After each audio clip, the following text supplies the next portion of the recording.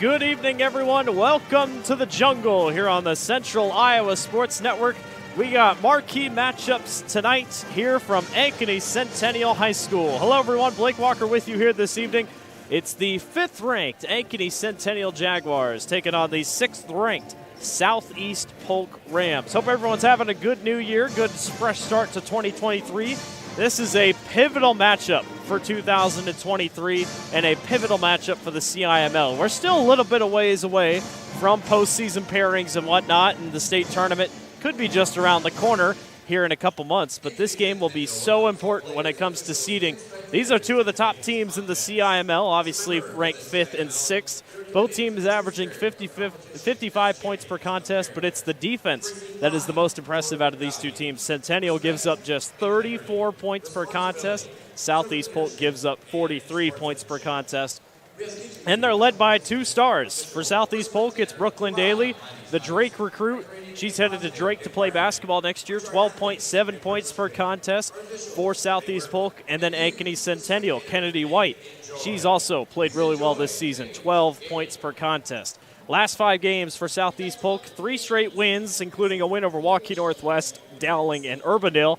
But they've slipped in their last 2, a close loss to Valley by 4, and then a loss against Johnston on Tuesday night, 62-49. And then for Centennial, their last 5 games, they're 4-1. Their only loss coming to Johnston, 46-40 in overtime. Ames, Waukee, Ankeny, and Waukee Northwest are their victories. They're a very talented offense, very talented defense. Expect a lot of turnovers tonight, and a very low-scoring contest throughout. The boys' game will be up after the following of the girls' game. We are going to take a break, and we'll be back for our opening starting lineups and our opening tip. We'll be back. You're watching the Central Iowa Sports Network. 75 years, Holt service trucks have hit the streets of central Iowa to help customers in need. It might be for plumbing, heating, cooling, a water heater, or the usual repairs and maintenance. We've done that with quality work from quality employees who bring passion and personality to the job. That's the Holt difference. It gives me great pride to see how our company has grown from the seeds of success my grandfather planted in 1947. That's why more and more central Iowans are saying, let Holt handle that. Do you know what the best part about being a dog is? You can hear disaster before it even happens. You know what they say about disaster? Sometimes it can inspire a symphony.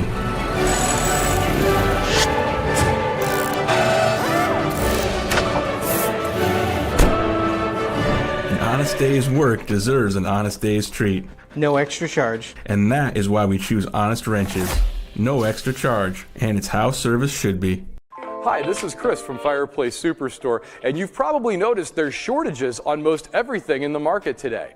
Well, Heat and Glow has helped us out this year, and they are focusing their energy on their gas fireplace inserts. So if you've got a drafty old wood-burning fireplace and you want to get it retrofitted into a beautiful, high-efficient gas fireplace, come see us. We will have product to sell you. Heat and Glow gas fireplace insert from Fireplace Superstore, 109th and Douglas in Urbandale, just west of Homeacres.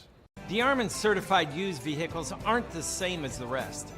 Every DeArmond certified vehicle receives a 175-point inspection and comes with a 12-month, 12,000-mile bumper-to-bumper warranty, a 2-year, 100,000-mile powertrain warranty, and DeArmond Care. Wheel, dent, windshield repair, repel paint and windshield protection, and a full tank of fuel. Buy with confidence, knowing you made a wise decision with DeArmond Certified. Find DeArmond certified used vehicles at DeArmondFord.com. Welcome back to the Central Iowa Sports Network. Blake Walker coming at you here from the jungle. Ankeny Centennial Jaguars hosting the Southeast Polk Rams. Going to be a great night of basketball. They're currently playing their intro video and whatnot. This Centennial team, very talented, very good on the defensive end. Southeast Polk, very talented, very good on the defensive end. This is going to be one that people will be looking back on when they set up the seeding for the state tournament, because I guarantee you both these teams will make it to the state tournament. They've also been at the state tournament before. Recent success for both these two teams. Two very good coaches, Coach DeYoung and Coach Daly, both one of the top in the game. Should be a phenomenal night of basketball. You can also catch our other game on Central Iowa Sports Network tonight, Waukegan Valley, also happening across the metro. With Dar Danielson and group. They'll be calling that game also here on the Central Iowa Sports Network, so you can go back and forth if you would like to do so. It's a perfect Friday night for basketball. It's a full moon outside, nice and cool, nice and warm inside, and a good crowd has started to file in here with the pet band and whatnot in as well. We'll send it down to our PA announcer for our pregame festivities. Home of Jaguar basketball. Our visitors for tonight's game are the Southeast Polk Rams and your Centennial Jaguars. It's time to meet tonight's officials: Johnny Getting, Tyler Rollendorf, and Tyler Brady. Now it's time to meet the starting lineups. First for the visiting Rams. A 5'5" senior, number 4, J.C. Mitchell. A 5'6" sophomore, number 10, Alyssa Hartley. A 6' senior, number 22, Brooklyn Haley. A 5'8" senior, number 24, Stella Charleston. A 5'10" junior, number 42, Eva Slosel. And now,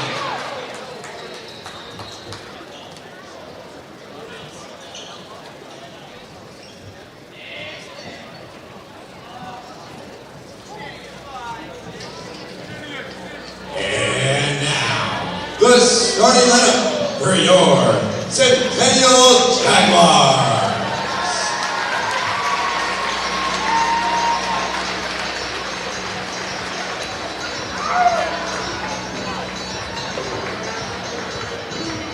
Guard, a 5'8" sophomore, Number 4, Jaden Perrett. At guard, a 5'8" sophomore. Number 5, Maya Roper. At guard, a 5'6" senior. Number 10, Avery Porter. At guard, a 5'7" senior. Number 11, McKenna Clark. And at forward, a 6'1" senior. Number 24, Kennedy White.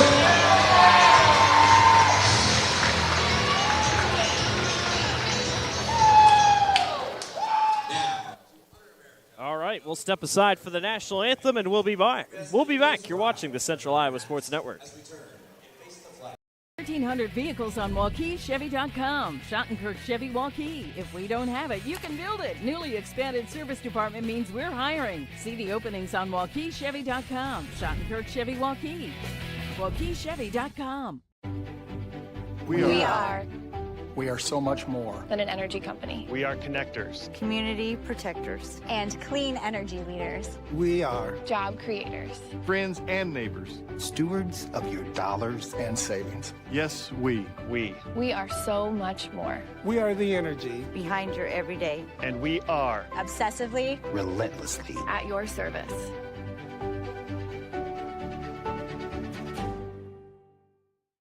I'm off to college.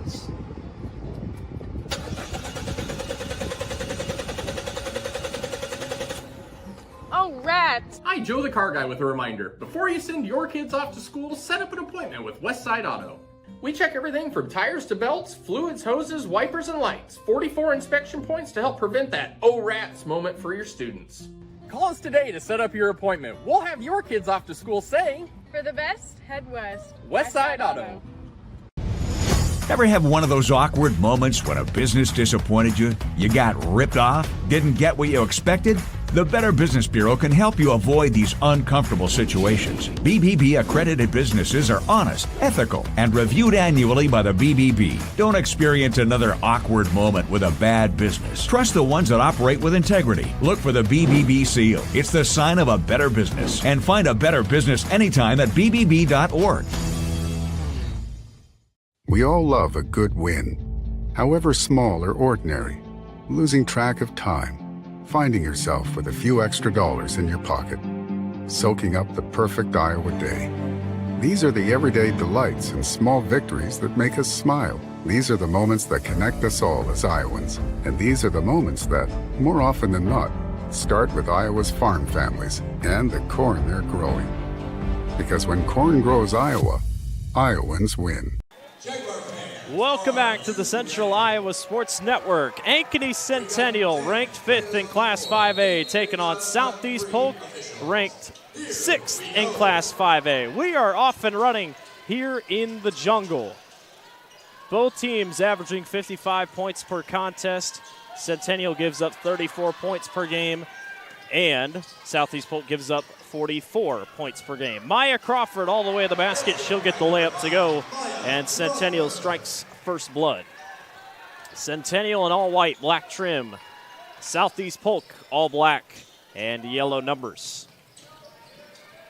Rams coming off 2 straight losses to Johnston and Valley. Both pretty close games for the most part. Johnston, obviously number 1 in the state, just took the number 1 ranking after Waterloo West, who came into the season ranked number 1 in Class 5A, but ranked 23rd nationally.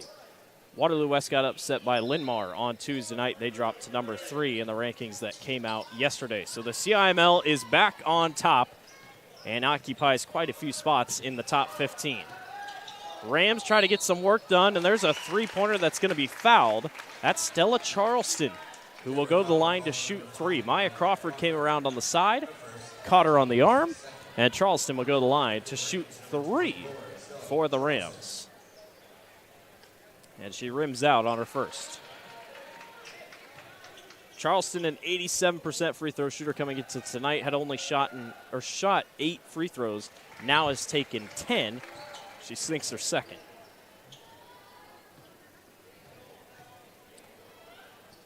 Charleston's second goes 2 for 3 at the line, and we're not at 2. McKenna Clark pushes the floor. Porter down low. Kennedy White was on the floor. She falls down after going after the basketball. That Kennedy White-Brooklyn Daly matchup, that's going to be fun. Brooklyn Daly in general, fun to watch for Southeast Polk.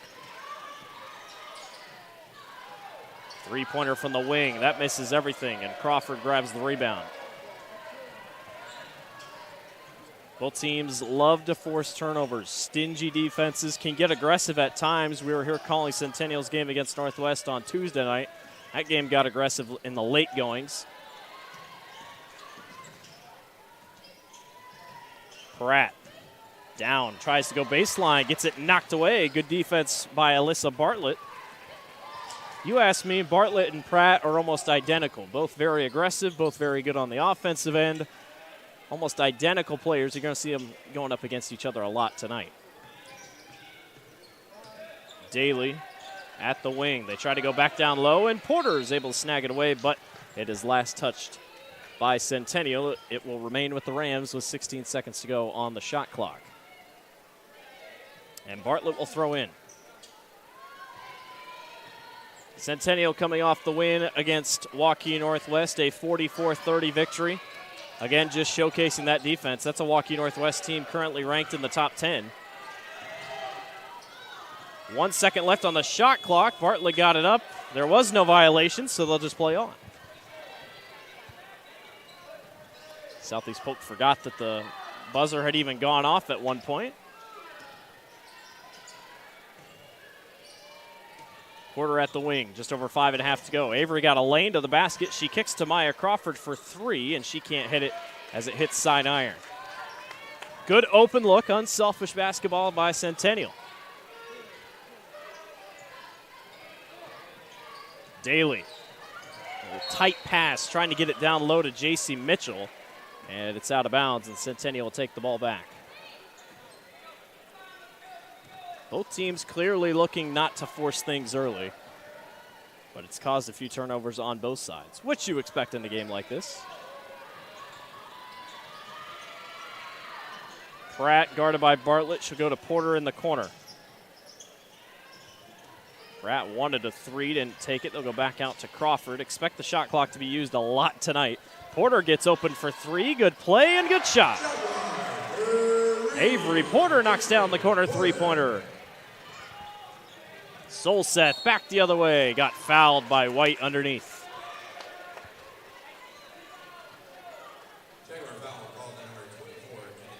Solseth and Daly make up most of the height on the Southeast Polk team. Solseth 5'10", Daly is 6 foot, as Ava's able to knock down her first.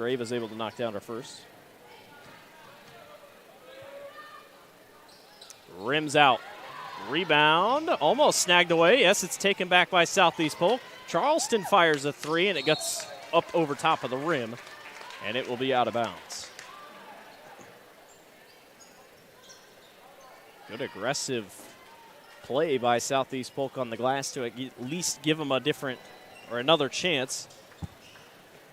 Clark all the way, tough contact, shot through it, almost gets it knocked out of bounds. She'll try to get it off of Solseth's leg. Centennial looks to reset. Porter off glass, gets fouled. 3 fouls committed by Centennial. That's the first foul on Southeast Polk. Take a look at the replay of the foul. Aggressive play, gets a good screen there by White. Just can't quite complete the and one. First one falls for Porter at the line. Great crowd on hand for Centennial. Honestly, more people here that are here tonight than there were on Tuesday night against Northwest. Pep bands here as well for Centennial. Solseth takes a seat. And a couple more substitutions. J.C. Mitchell is in here for Southeast Polk. Daly. Nice drive to the basket. Instead, Mitchell will try her luck, and she travels with it. I think she tried to bump out Tilly Smith. Couldn't quite get there. Stuttered a little bit. And Centennial gets the ball right back.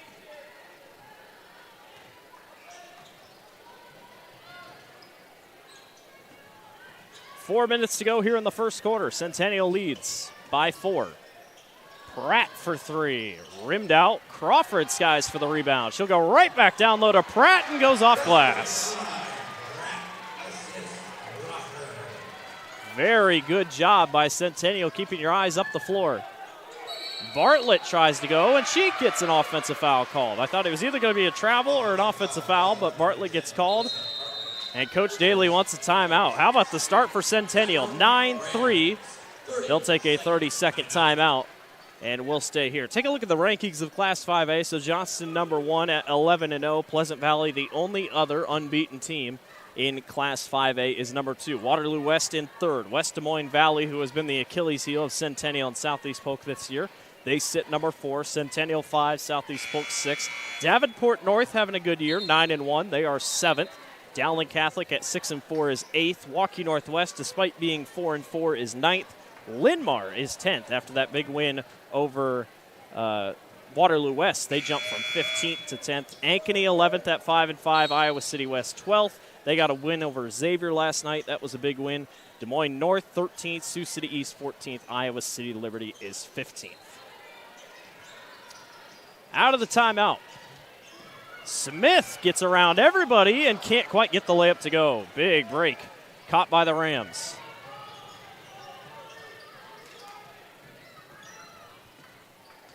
Southeast Polk just 3 points, and they're all free throws. Trying to get something going here on offense.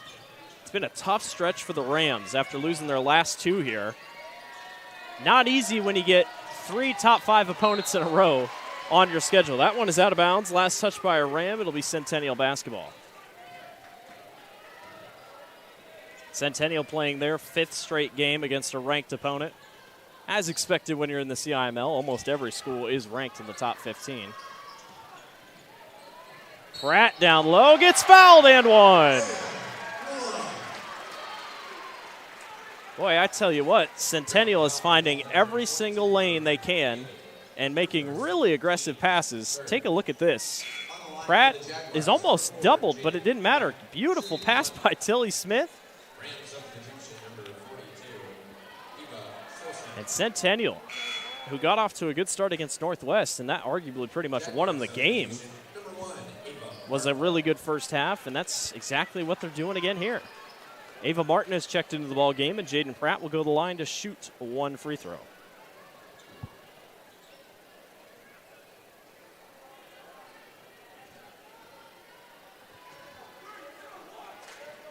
And Pratt will try from the charity stripe. 73% free throw shooter, and she knocks it down. Pratt's got 5. Mitchell runs the floor here for Southeast Polk. Mitchell for 3 at the top of the key. Hits back iron. Good rebound snag by Anna Van Kooten. So a couple offensive rebounds here early for Southeast Polk. It's just a matter of turning it into points for the Rams. Charleston to a wide open Van Kooten. She thought about going baseline and gets caught up again. Still quite a bit of time on the shot clock, 15 seconds. The moving defense by Centennial causing a lot of problems. Mitchell goes down low and bumps into Clark. And in doing so, travels. Good job by Clark to hold her ground. She didn't want to take a charge. She was just going to put her hands straight up.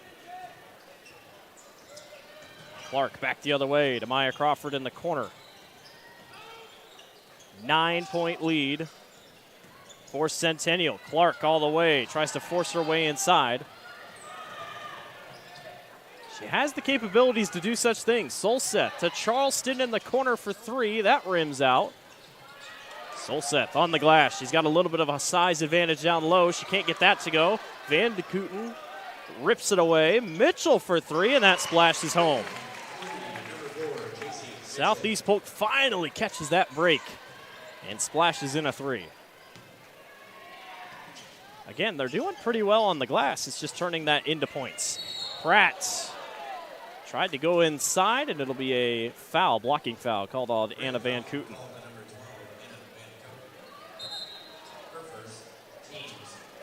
Couple big substitutions checking in. Take a look at the replay from earlier. Or here, Pratt kind of put out that left arm. They're not going to call anything.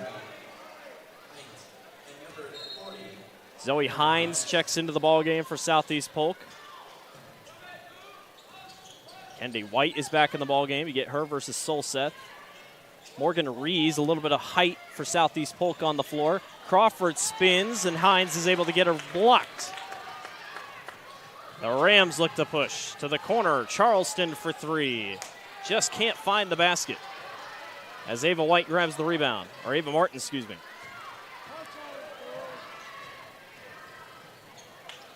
Tilly Smith back up to Crawford. Almost knocked away.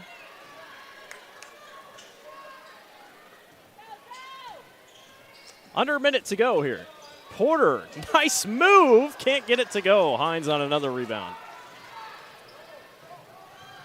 Shot clock and game clock pretty much the same. Southeast Polk wants to go, though, and they just can't quite get it there. Morgan Rees gets caught up, can't quite get to it in time. And there will be a couple substitutions on the floor. Anna Van Kooten checks in for Southeast Polk. Finley Blackmore checks in for Ankeny Centennial. 6-point lead for Ankeny Centennial. Again, just holding their opponent to single digits in a quarter is pretty much what they do on an average game basis, pretty much. That one's knocked out of bounds, will remain Jags ball. Shot clock is dead, by the way.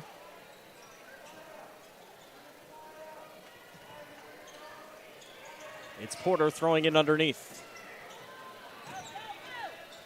And it looks like Centennial will be content to hold for the last shot.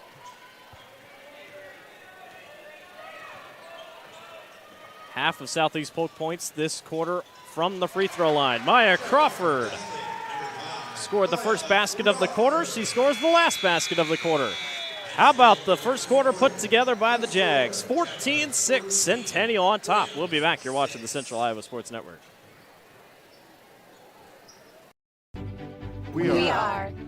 We are so much more than an energy company. We are connectors, community protectors, and clean energy leaders. We are job creators, friends and neighbors, stewards of your dollars and savings. Yes, we. We are so much more. We are the energy Behind your everyday. And we are Obsessively. relentlessly. At your service.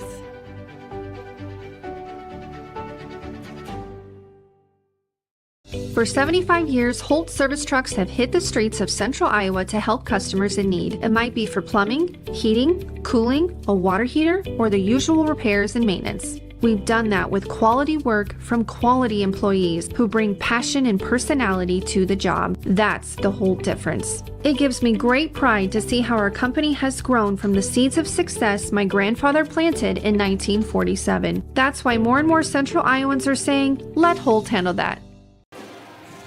Back here at the Jungle, Blake Walker with you here. Second quarter of action ready to get going. Top 10 CIML matchup. Centennial number 5, Southeast Polk number 6. A lot of people probably tuning into this one. Checking in on how these top ranked opponents are doing. And right now, Centennial, very impressive, as they've been in the late stretch. Besides that loss to Johnston, the Jags have looked really good. Brooklyn Daly for 3, again back iron. Jaden Pratt skies over everyone and grabs the rebound. A loss to Johnston where they held tight the most or the whole way. Johnston's still on that massive winning streak extending back to last year. I couldn't quite tell you how long it is, probably 35, 36 games if I had to guess. But the Dragons do seem vulnerable this year. It's just a matter of who's going to beat them first. Pratt, good look for 3, can't get it to go, and here comes Daly back the other way.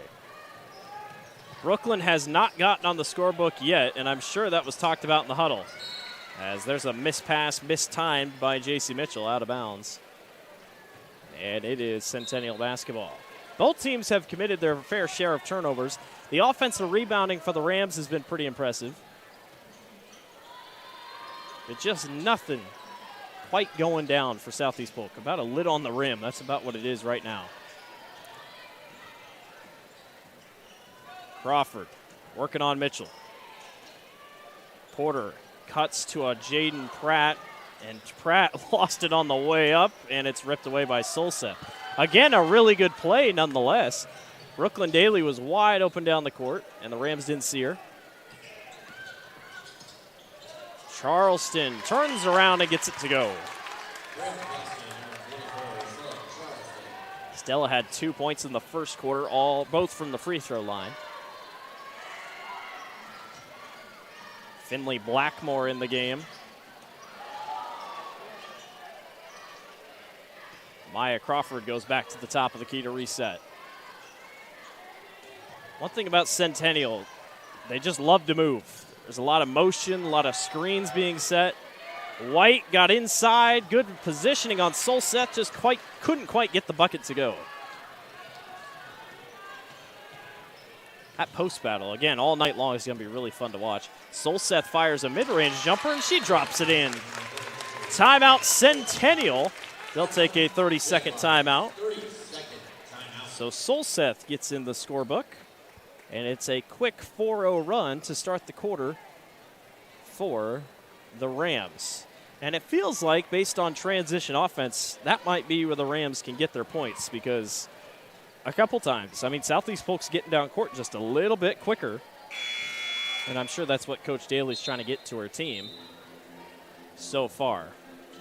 14-10 as we're just getting going here in the second quarter between these two schools. Ankeny Centennial won both matchups between these two last year, 45-38 and 47-45. They did not play in the COVID year of 2020. Before that, though, the Rams had won 3 straight, both matchups in 2019. Since the beginning of this matchup between these two schools, Centennial leads the series 8-6 since it started in 2013. Pratt, man, she is fast. Tries to go up and under, can't get it to go. Good rebound snagged away by Alyssa Bartlett.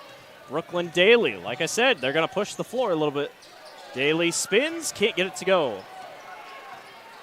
Solseth hits the floor. Pratt hit the floor. Crawford gets it back over. It's 4-on-5. They finally try to get it down to White, and Clark just missed it. She tried to get it down to White, and it almost looked like a shot. Charleston the other way. She gets the layup to go.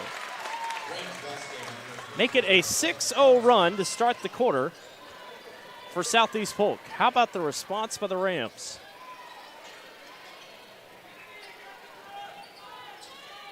And Centennial, they don't give up runs like this a lot. So you got to give credit to Coach Daly and her crew for what they've done so far. 10 seconds on the shot clock. Now Centennial stuck on a little bit of a stagnant offense. Good defense by Mitchell. Crawford runs into traffic. It's out of bounds with 1 second left on the shot clock. She ran straight into Alyssa Bartlett and fell to the ground. And Centennial's pretty much going to have to get a tip in.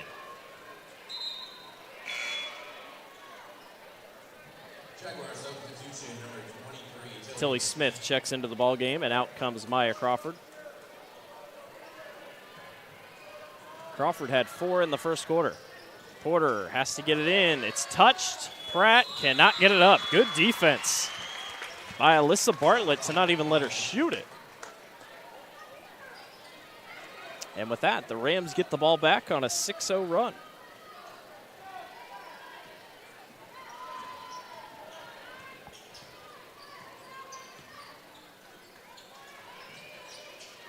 Four and a half to go here in the first half. Daly got positioning down low on Pratt. Daly goes up over Pratt, can't get it to go. Rebound is snagged away. Tough physical basketball underneath. 7 fouls committed total by both teams combined. White, good positioning down low against Solseth, gets the layup to go. First point breaks the drought for Centennial in this quarter. Solseth will go all the way back and gets fouled, but it'll be on the floor.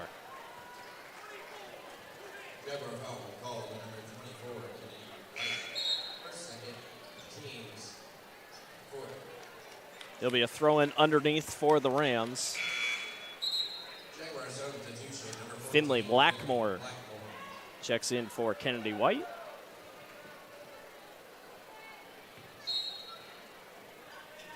This game's starting to look a lot more like a lot of people thought it would, as Charleston knocks down another long three. She's got 9 unofficially for Centennial. Both these teams on paper very similar, so you expect a tight game. Centennial has slipped a little bit. Southeast Polk starting to rally things back in here in the second quarter. Porter, nice play, couldn't get the layup to go. The Jags like that type of offense, and it works most of the time. Rams are starting to figure it out just a little bit more. Brooklyn Daly for 3. Just can't get it to go. And we're going to have a jump ball underneath, and it will be Centennial basketball.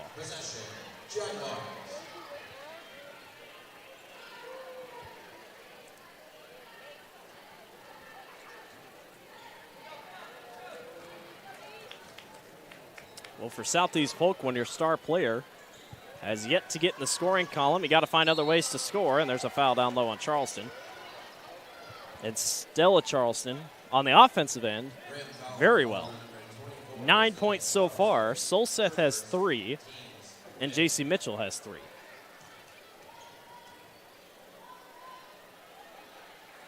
Free throw falls for Pratt.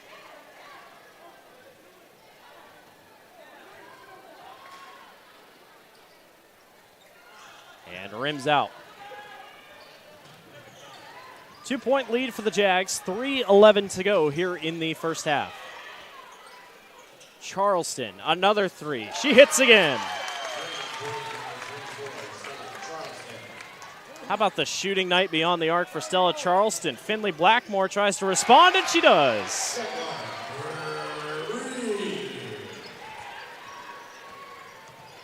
Back and forth we go here in the jungle. Van Kooten. Back to Daly, and Daly travels, gets a lot of contact, falls to the ground. Tried to force her way inside. That was a no-go. Centennial gets the ball back up by 2.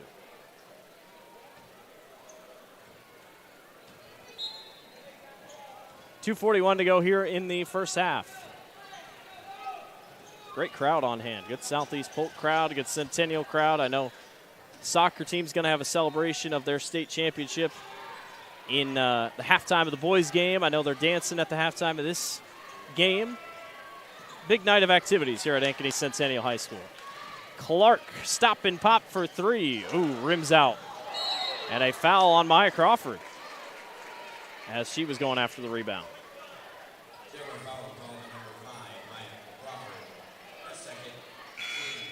Crawford played for Cedar Falls last year, moves here to Ankeny Centennial. Huge asset for the Jags this season, one of the top defensive players in the state. And a timeout is called by Coach DeYoung. We will take one with them. 2018 Centennial leads. You're watching the Central Iowa Sports Network. When you need to conquer the drifts on your property, get the job done your way. The Western Defender Compact Snowplow. All the professional grade features in just the right size for your mid-sized pickup or SUV. Easy to attach and easy to use. Get the performance to plow like this and finish like this. Western, more jobs done faster. Visit Truck Equipment Inc. today at truckequipmentinc.com. When you need to conquer the drifts on your... Welcome back to the Central Iowa Sports Network. Blake Walker with you here this evening. Appreciate everyone for tuning in this evening. Got 2 games on the docket here on Central Iowa Sports Network YouTube page. Dar Danielson and crew over at Valley High School, where Valley takes on Waukee. A Valley team that is very tricky, ranked 4th in Class 5A. And like I said earlier, the Achilles heel of these 2 teams here. And I give so much credit to Valley after losing Meredith Riker and Joe Segrist, their head coach, deciding to step away. I mean, I did not think Valley was going to come back that strong, but the Tigers have been really impressive this year. Both these 2 teams have been very impressive as well. The CIML is just very good, no surprise. Under 2 to go, 2018. The scoreboard is wrong on our end, but we're only running a one-man operation here. Shout out to Justin, who's running camera and scoreboard. Or camera and just other. Our scoreboard is automatic, and for some reason the scoreboard thinks it's 2010. It is 2018. We'll keep everyone updated throughout here. Southeast Polk gets the ball back with 1:45 to go.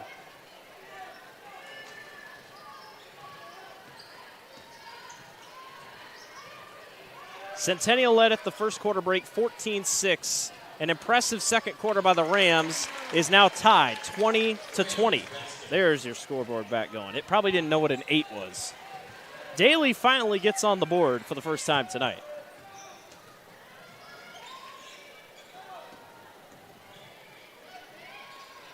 Finley Blackmore tried to go for the layup, couldn't get it to go. They go all the way down the court, and Daly lays it up and in. She's been doing that all night. You just had to think it was going to come back and help them a little bit here, and finally the Rams were able to get down court quickly. Under a minute to go here in the first half.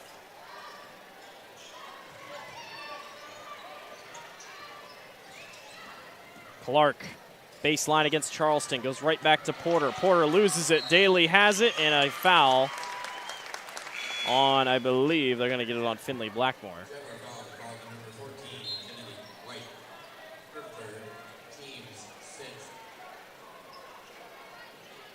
Sixth foul committed by Centennial, one away from the bonus.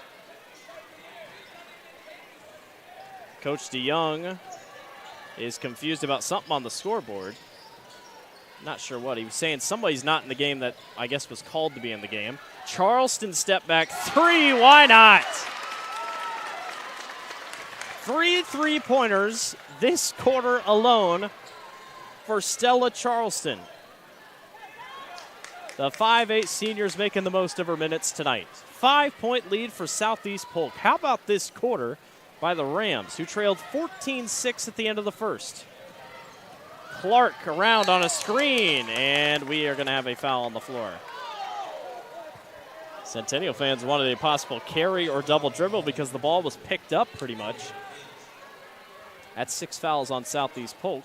5 seconds to go. The Rams are going to have to try to guard a quick 5-second offense by Centennial. Pratt got it in.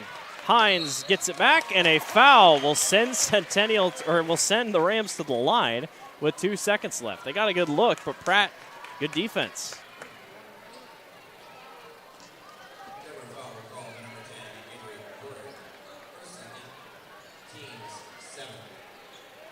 A 19-6 quarter here in the second quarter is what you're looking at. And Southeast Polk's going to try to extend it. So I think they're trying to get something fixed with the substitutions. Oh, nope. Foul was on Tilly Smith, I believe. So Hines will go to the line for a 1-and-1. And she knocks down her first.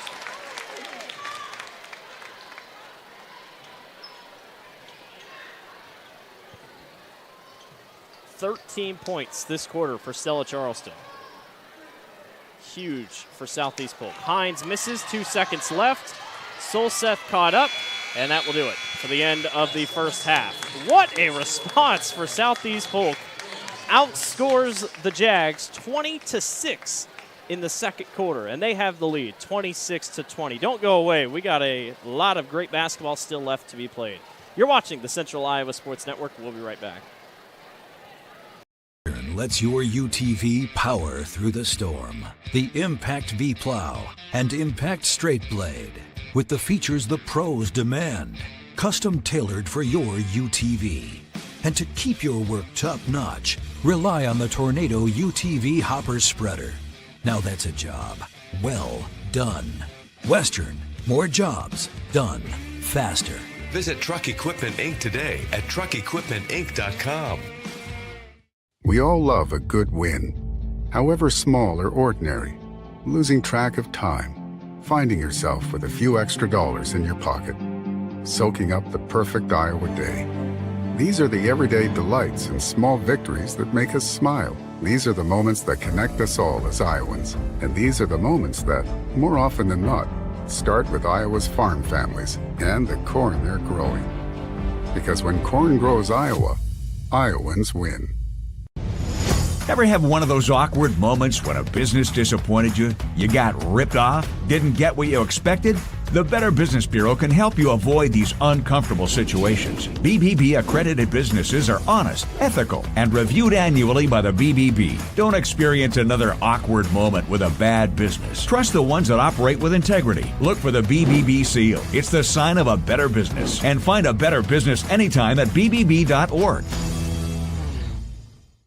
Hi, this is Chris from Fireplace Superstore, and you've probably noticed there's shortages on most everything in the market today.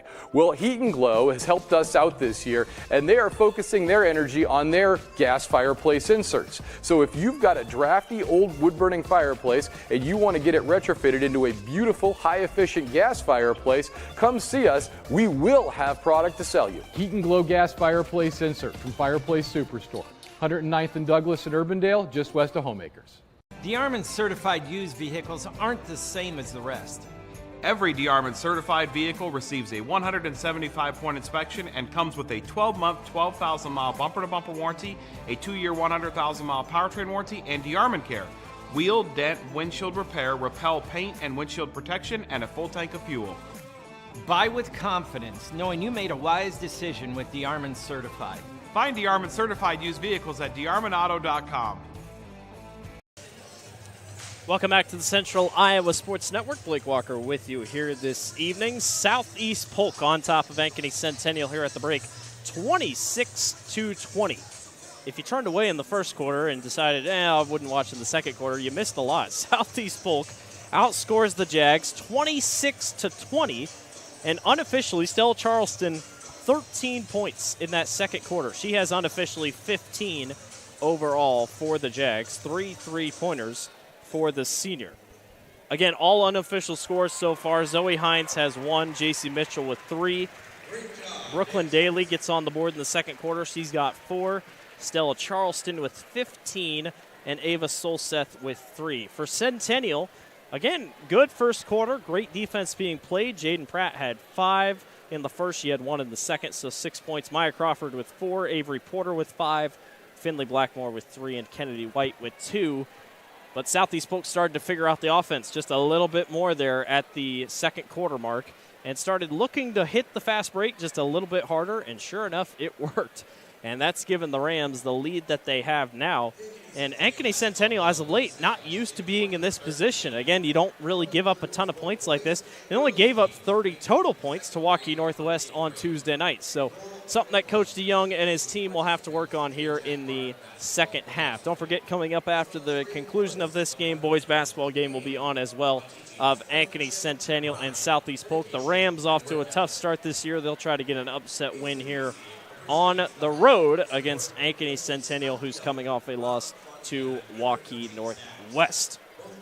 We will take another break, and we'll be back for our second half of action. You are watching the Central Iowa Sports Network. Southeast Polk leads Ankeny Centennial 26-20. 75 years, Holt service trucks have hit the streets of Central Iowa to help customers in need. It might be for plumbing, heating, cooling, a water heater, or the usual repairs and maintenance. We've done that with quality work from quality employees who bring passion and personality to the job. That's the whole difference. It gives me great pride to see how our company has grown from the seeds of success my grandfather planted in 1947. That's why more and more Central Iowans are saying, let Holt handle that. DeArmond certified used vehicles aren't the same as the rest. Every DeArmond certified vehicle receives a 175-point inspection and comes with a 12-month, 12,000-mile bumper-to-bumper warranty, a 2-year, 100,000-mile powertrain warranty, and DeArmond Care. Wheel, dent, windshield repair, repel paint and windshield protection, and a full tank of fuel. Buy with confidence, knowing you made a wise decision with DeArmond certified. Find DeArmond certified used vehicles at DeArmondFord.com. Western lets your UTV power through the storm. The Impact V Plow and Impact Straight Blade, with the features the pros demand, custom tailored for your UTV. And to keep your work top-notch, rely on the Tornado UTV hopper spreader. Now that's a job well done. Western, more jobs done faster. Visit Truck Equipment Inc. today at truckequipmentinc.com. We all love a good win, however small or ordinary. Losing track of time, finding yourself with a few extra dollars in your pocket, soaking up the perfect Iowa day. These are the everyday delights and small victories that make us smile. These are the moments that connect us all as Iowans. And these are the moments that, more often than not, start with Iowa's farm families and the corn they're growing. Because when corn grows Iowa, Iowans win. Welcome back to the Central Iowa Sports Network. Ankeny Centennial on top, Southeast Polk on top of Ankeny Centennial, 26-20. Update from over across the metro. Valley girls lead Waukee 25-12 is your score over there. Waukee, just a tough schedule. Tough schedule for Waukee. The CIML is so tough. Waukee is still so young after that split between Waukee and Waukee Northwest. Coach Franklin and them, just give it a couple years. I'm sure they will be back under, and they'll be just fine going forward as of now. A 26-20 lead, a 20-point second quarter for Southeast Polk, which I don't believe that has happened against Centennial this year. Take a look at a couple of the replays from the first half. Maya Crawford and company doing good work. Avery Porter on a long three-pointer. She got going a couple times there in that first quarter. Maya Pratt, again, running that point guard position, a screen from Kennedy White, and Crawford was able to take it to the basket. She only had 4 points in the first half, uncharacteristic for the Jags. Stella Charleston had a great first half. That's one of the first of her points for the Southeast Polk Rams. And again, just taking shots at will pretty much. I mean, shooting from anywhere on the floor. 13 points in the second quarter for her, 15 points overall for the Rams. 26-20 is your score. We'll take one more break, and we'll get you back here for a thrilling second quarter of action, or second half of action, 26-20, Southeast Polk leads over Ankeny Centennial. 75 years, Holt service trucks have hit the streets of central Iowa to help customers in need. It might be for plumbing, heating, cooling, a water heater, or the usual repairs and maintenance. We've done that with quality work from quality employees who bring passion and personality to the job. That's the Holt difference. It gives me great pride to see how our company has grown from the seeds of success my grandfather planted in 1947. That's why more and more central Iowans are saying, let Holt handle that. Do you know what the best part about being a dog is? You can hear disaster before it even happens. You know what they say about disaster? Sometimes it can inspire a symphony.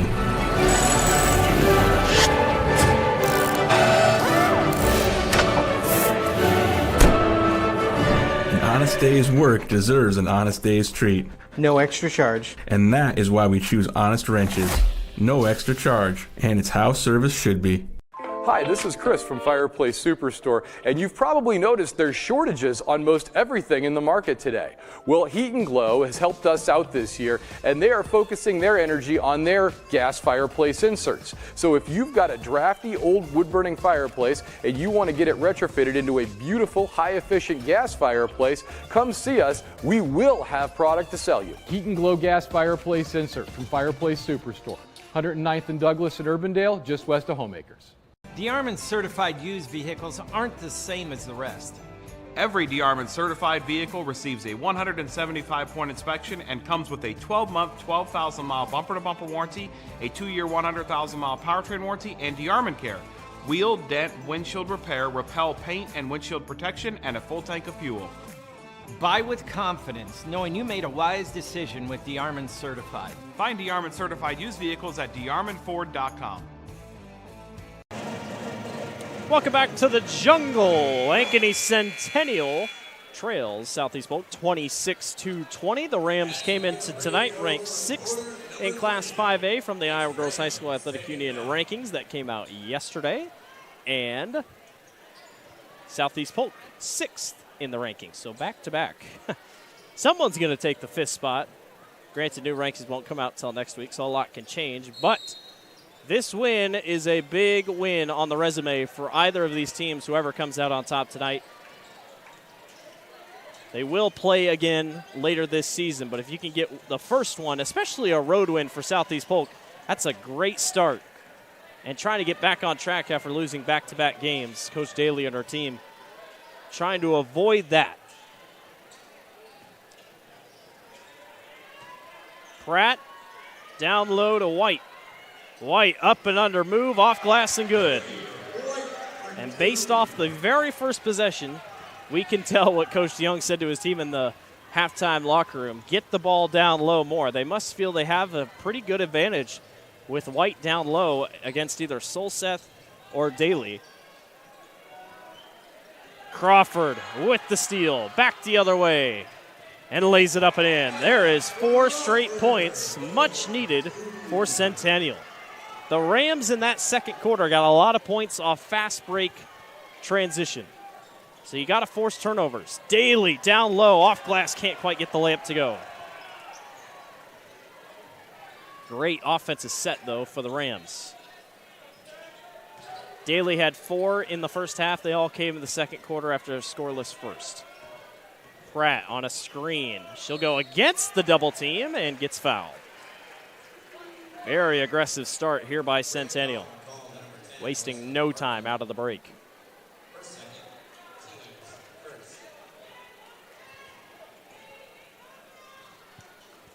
Pratt to the line, 78% free throw shooter coming into tonight.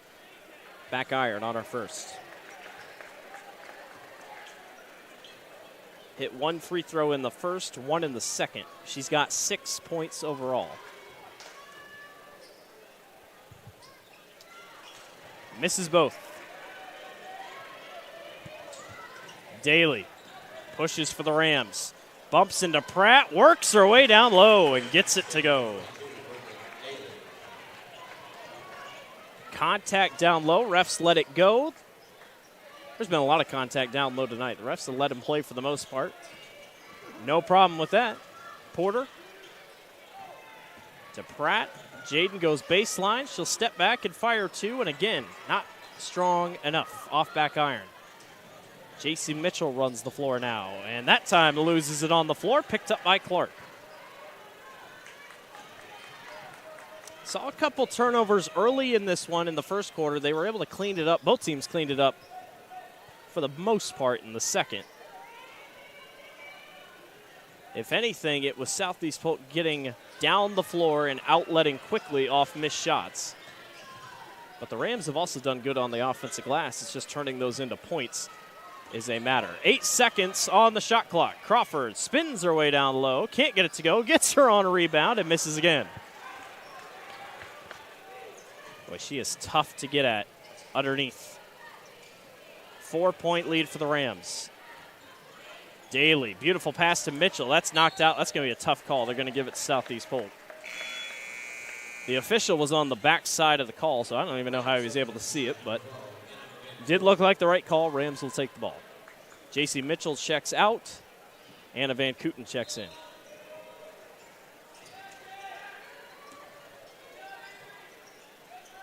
Charleston has 15. 3 3-pointers in the second. Hands off to Daly. They'll go back to her. 10 seconds on the shot clock. Pretty much a 5-out look for the Rams. They go back up top to Charleston. Down low to Daly. Daly up and under move. Gets it to go. There's the Brooklyn Daly that we've seen all season. Starting to get things rolling here. White on the low post. Tries to go up and under on Solseth, and Solseth gets knocked right in the face. No foul will be called, but a stoppage of play. I assume it was a stray shoulder that caught Solseth in the nose, and she'll come off to the sideline. Take a look at the replay. Hard to tell. Just kind of a wipe across. She'll go to the edge of the bench. Doesn't look like she's bleeding, but they'll probably check on her here. So no foul was called, just a stoppage of play. Porter gets blocked by Daly. Porter knocks it right back to Clark. How about the quarter start by Brooklyn Daly? Clark working on Charleston. She loses it on the way. White picks it up. Crawford was open for a second. 4 seconds on the shot clock. Pratt a long three. Too strong. Crawford's on the rebound and gets it to go. 2 offensive rebounds this quarter from Aya Crawford. The lead is back to 4.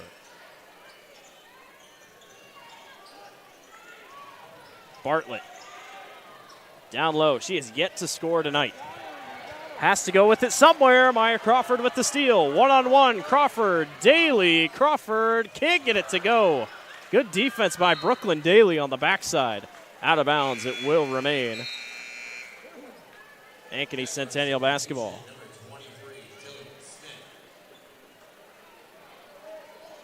Kendi White checks out. J.C. Mitchell will check in. And Brooklyn Daly checks out. So a little bit of the size is gone off the floor with Solseth and Daly headed to the bench. Again, Centennial, not a lot of size.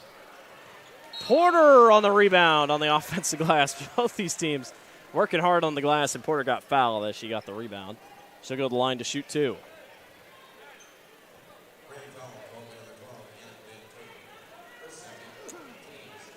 I know they've only scored 30 points, but this is about as good as you can do against Centennial.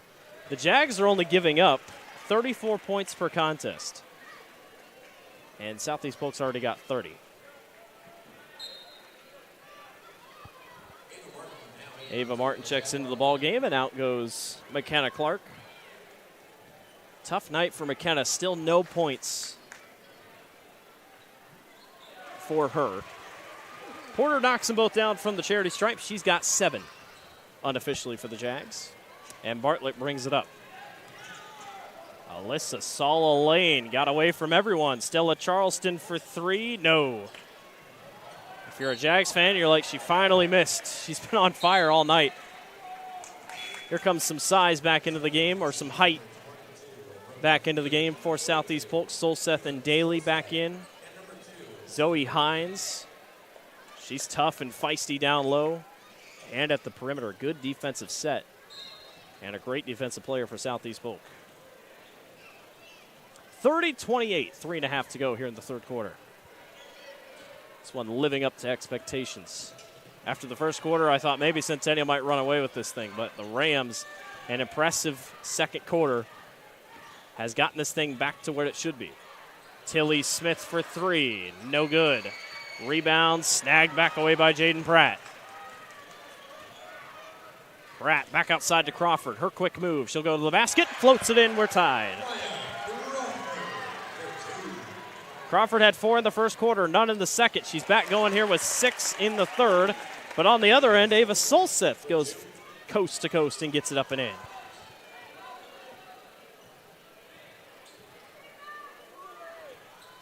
Pratt, good positioning down low to tie it right back up.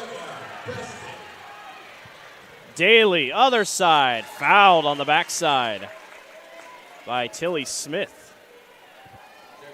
I tell you what, that continues to be the point of emphasis for Southeast Polk. Just push the floor. And when that's happening, the Jags just cannot get back in time, it feels like. So Daly will the line to shoot 2. And the first one falls through for the future Drake Bulldog.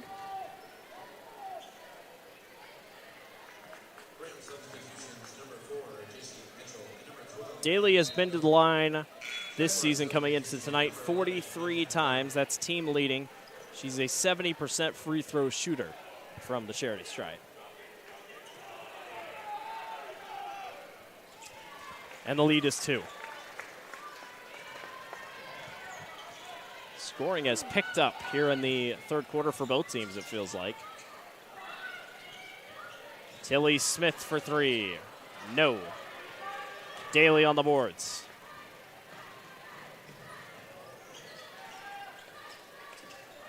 Van Kooten caught up, had Daly on a backdoor cut. She didn't take it. Hines around the side, lays it up and in. I tell you, she's small, she's fast, she gets the job done. The lead is back to 4. And Hines gets called on a reach-in.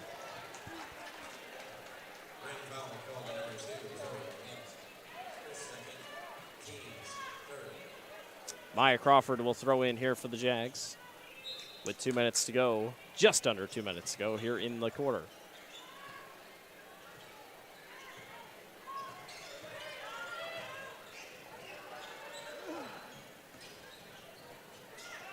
Clark back to Smith. Plenty of time on the shot clock. Clark got bumped by Daly. And they try to go back. Tilly tried to go back to McKenna Clark and mistimed the pass. And it will be Southeast Polk basketball. Kendi White, Avery Porter check in, Chaden Pratt, and Tilly Smith check out for the Jags. The Rams stand just one step ahead here in this third quarter, not letting this thing get too far ahead. Hines a quick three. Good. Zoe Hines lets it go from the corner. Largest lead of the game for Southeast Polk. Man, this response from the Rams since the first quarter has been phenomenal. Crawford, baseline, got it blocked, but Solseth loses it as she tried to get away.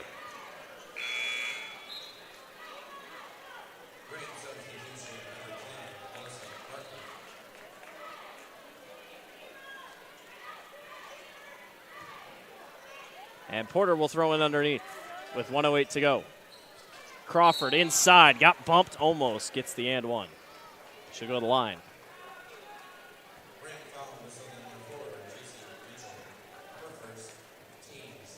Just 2 3-pointers tonight by Ankeny Centennial. Jags are usually a little bit better from beyond the arc, as Crawford knocks down her first. She's got 7 this quarter, 11 overall unofficially.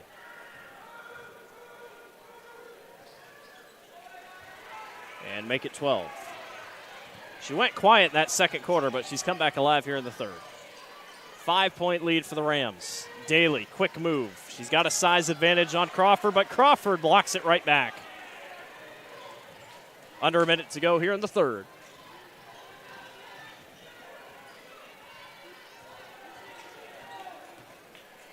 Overall, pretty much back in fourth quarter between these two. Martin down low, layup no. Beautifully set up as Ava was wide open. She just turned last second. Daly back the other way, guarded closely. White fouls her from behind. I think she thought she was going to shoot already. Daly waited, and Brooklyn goes to the line for her efforts. Anna Van Kooten, the junior, looking to check back in for Southeast Polk as Brooklyn Daly goes to the line and rims out on her first. Zoe Hines checks back out. Great minutes for her, including a 3-pointer. And we got stopped here. Oh, substitution. White checks out. Finley Blackmore checks in. Daly will try for her second now.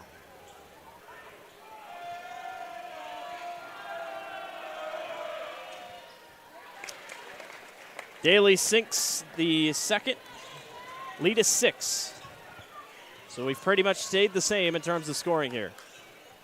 26-20 at the halftime break. Centennial going to try to get this thing just a little bit closer before we go to the fourth. What a game this has been. Centennial 5th in Class 5A. Southeast Polk ranked 6th. Clark got a lane inside and one. First points of the night for McKenna Clark, and they come in a big way.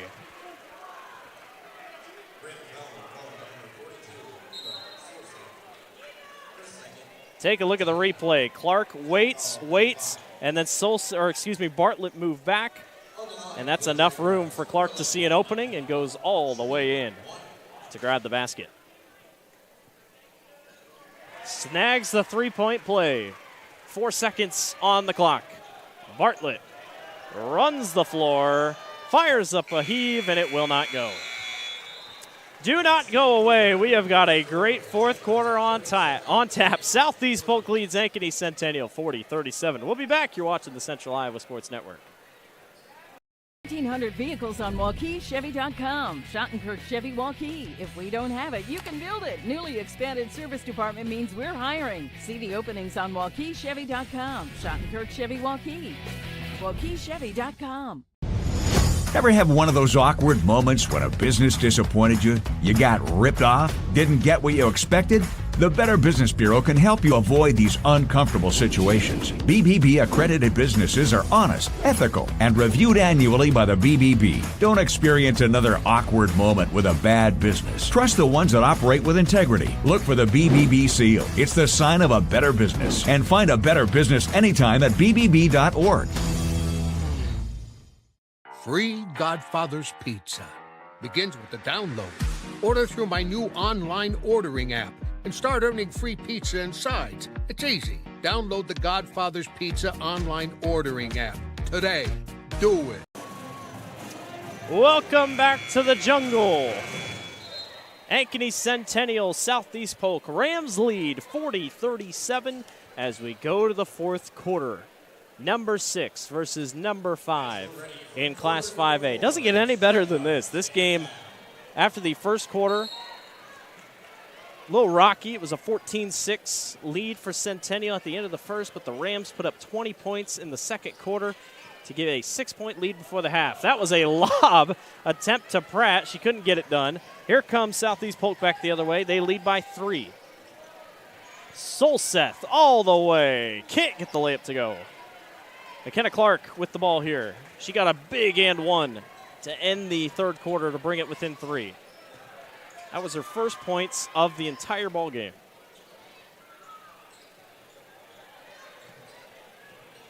Clark thought about another 3, or a 3 in general. Clark spins. No. Crawford with the rebound. She gets it knocked away. Good defense by Charleston. Rams look to push again. Again, this is where a lot of the points for Southeast Polk have come tonight, are in transition. Daly all the way and gets it to go.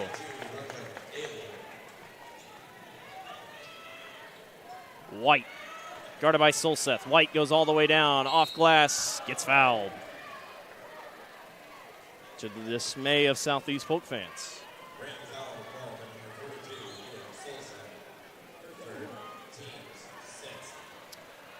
So that is 6 fouls. Take a look at the replay. And that sequence. This is just Daly, just so fast. Beautiful job getting around the corner. White knocks down her first from the charity stripe.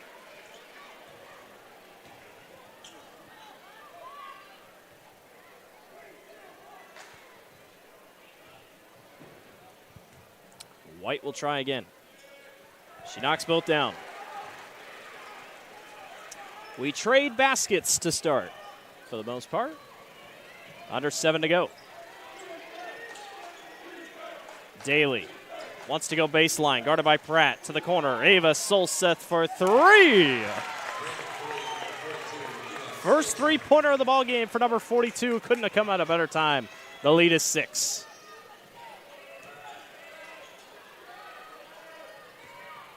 Pratt on a screen from White. She wants to go baseline. Gets guarded closely to give it down to Crawford. She'll turn around, can't get it to go. Cannot quite grab the rebound. Got stuck behind J.C. Mitchell. Chance to really extend the lead here for the Rams. Daly, she thought about a 3, didn't take it. Bartlett, top of the key. Bartlett not scored tonight, but she's been crucial leading the offense. Solseth for 3 again. No. Daly fighting for the rebound. Can't get it to go. Or can't grab it, I should say, out of bounds. It'll be Centennial basketball.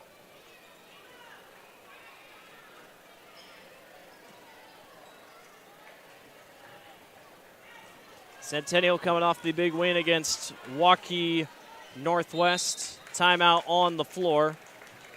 See how long Coach DeYoung wants to take this timeout. It will be a full timeout. We'll take a break with them as well. 45-39, Southeast Polk leads. Love a good win, however small or ordinary. Losing track of time, finding yourself with a few extra dollars in your pocket, soaking up the perfect Iowa day.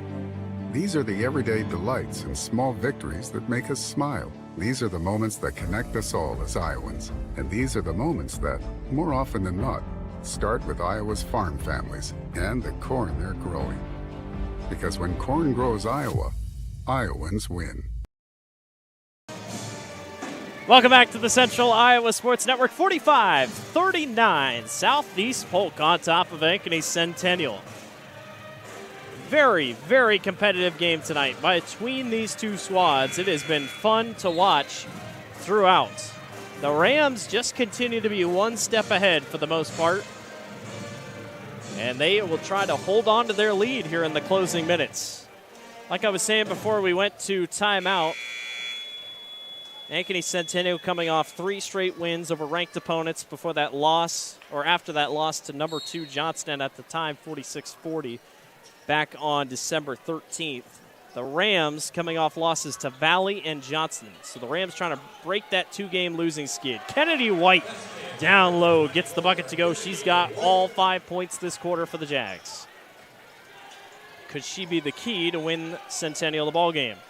Daly down low, bumps her way in, has to clear out, and we got a double dribble. She knew it right when she did it. I think she was concerned about 5 seconds or 3 seconds or whatever in the paint.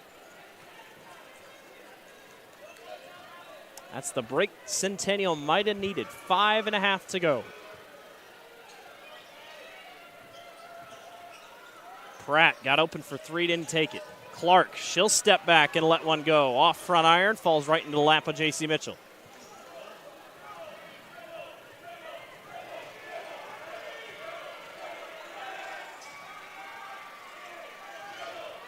Southeast Polk's half-court sets haven't been as great as their transition sets of offense, as there's a block down low for Centennial.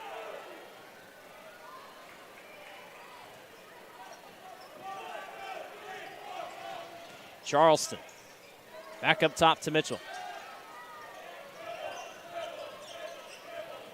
Daly waits, guarded by Pratt. That one almost stripped away. Daly got it back, and it's blocked by Pratt again.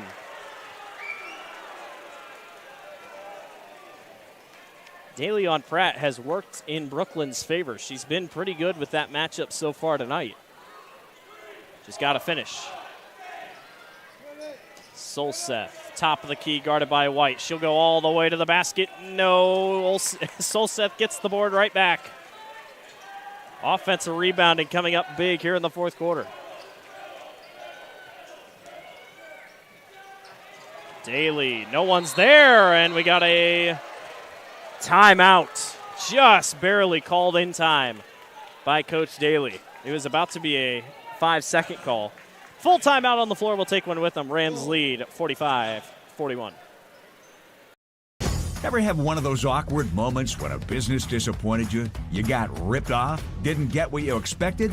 The Better Business Bureau can help you avoid these uncomfortable situations. BBB accredited businesses are honest, ethical, and reviewed annually by the BBB. Don't experience another awkward moment with a bad business. Trust the ones that operate with integrity. Look for the BBB seal. It's the sign of a better business. And find a better business anytime at bbb.org. We got a close one on our hands here on the Central Iowa Sports Network. 45-41. Southeast Polk on top of Ankeny Centennial. Closing in the final minutes here. Both teams kind of gone stagnant in the last minute to a minute and a half, but no shortage of offense tonight. And by offense, I mean we're still not at 50 points, but that's given when you have two very good defensive teams here on the floor. So Southeast Polk will be the one to throw in underneath with 23 seconds left on the shot clock. Charleston had 15 in the first half. She has not scored since. 3 3-pointers in the second for her. Bartlett, gets fouled by Porter. That's just the third foul committed this half by Centennial. 6 have been committed by the Rams.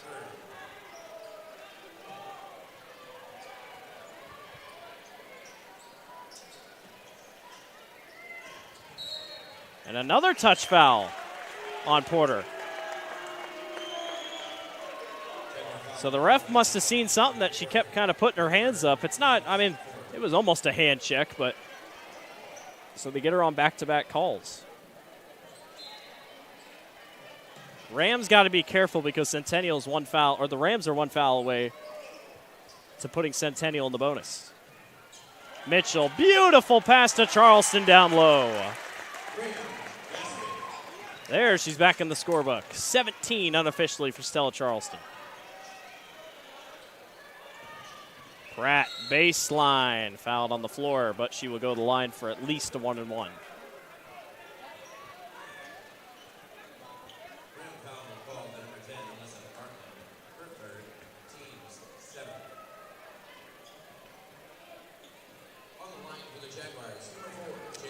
So Pratt, she's been to the line a couple times tonight. She'll take a chance and rims out. Couple free throw shooting woes tonight for the Jags.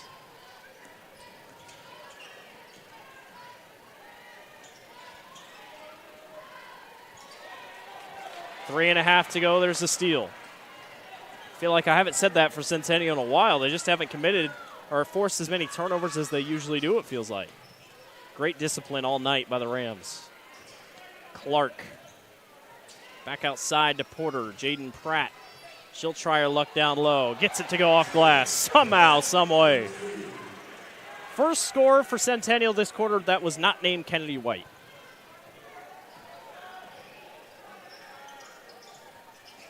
But every single time the Jags have scored, the Rams have had a response. Can they do it again? That ball is loose. White on the floor. Who's going to get it? And we got a jump ball. It will be Southeast Polk basketball. Coach Young wasn't even looking to call a timeout there. He just wanted to let it play out.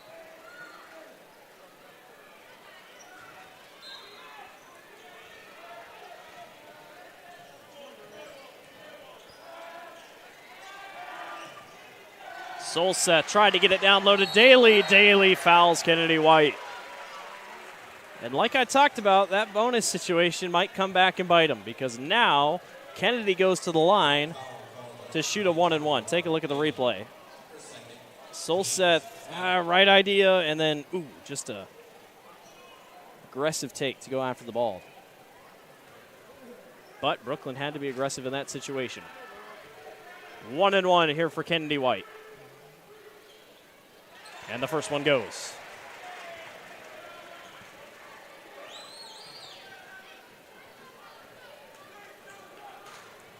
Lead is cut down to 3 with 2:41 to go here in the fourth quarter. White knocks them both down. The lead is 2. Can the Rams hang on? They've led ever since the second quarter for the most part. I think we've tied it up in Centennial. Maybe it's taken a quick lead. Yeah, they did. But for the most part, the Rams have stayed in front. Daly, guarded by Pratt. Daly, offensive foul. Well, she might have then had a carry right after it. There'll be a timeout on the floor for Southeast Polk. See how long they take it here. And it looks like it'll be a 30-second timeout. So, Coach Daly, Coach Young will talk to their teams and devise a game plan here for what has been a phenomenal game, as expected between these two teams. When you come in ranked 5th and 6th, you know you're going to get a good fight. This team, or both these teams, just scream state tournament potential. I would not be surprised in the slightest if we see both these two teams face each other at the state tournament here down the line. Still got a long way to go. Still just sitting in early January. Centennial 9-3 on the season. Southeast Polk 8-2. Trying to get a big road win here and snap that 2-game losing skid. Ever since the loss to Johnston, Centennial has been on fire as of late. And the Jags will get a chance to tie or take the lead here with 2:27 to go. It's also great. A lot of fans have filed in for the boys game, but they're catching the end of one of the best games of the night so far. Crawford stop and fire for 2, and it's good. Off glass. Tie game. How do the Rams handle the pressure? It's going to get loud in here, that is for sure. Daly with it. Backdoor pass to Bartlett. Up and under. No, can't get it to go. Pratt with the rebound. Boy, the passing tonight by both these teams has been phenomenal. But Southeast Polk, these backdoor passes, they scare you, but they get there. Clark fires a 2. That's good. And to the lead goes Ankeny Centennial. The Rams were not playing up in the last 2 possessions, and Centennial's making them pay. Charleston, tough screen. Foul on Crawford.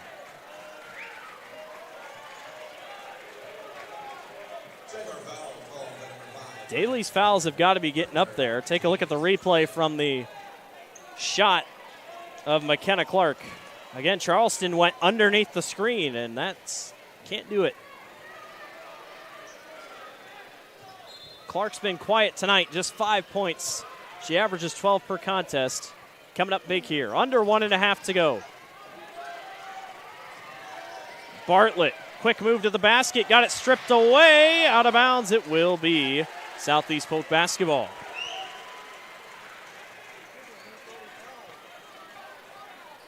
There's no team better in the state, it feels like, than jumping on loose balls than Ankeny Centennial. Any arid pass, they're going to be right there on it. Solseth, hands off. Daly spins into traffic, off glass. No, Clark with the rebound, and a foul on J.C. Mitchell will send Clark to the line for 2 free throws. Now in the double bonus.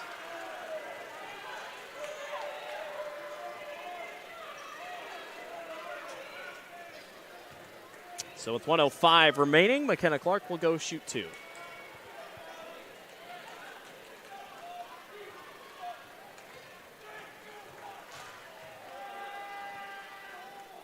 McKenna misses her first.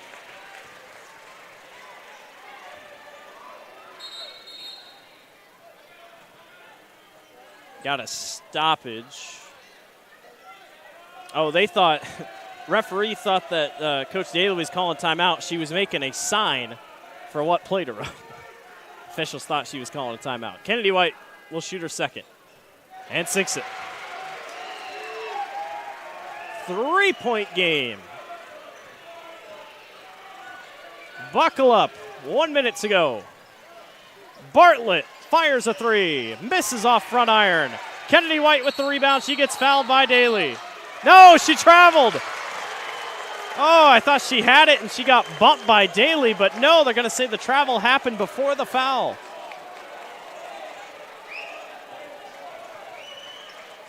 Lucky break for Southeast Polk.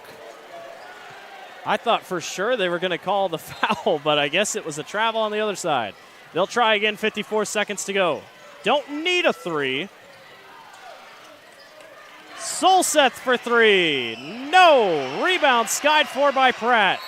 And a foul on Southeast Polk. Ava got a perfect look at the top of the key and just could not get it to fall. And now a team that, granted, Centennial has struggled from the line. Pratt, the last time she went to the charity stripe, missed both her free throws. Might have to try to finish it at the line.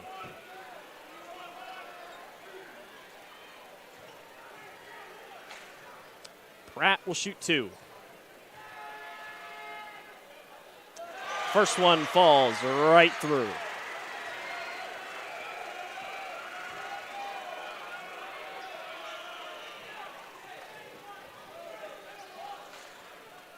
Number 2 on the way here for Pratt.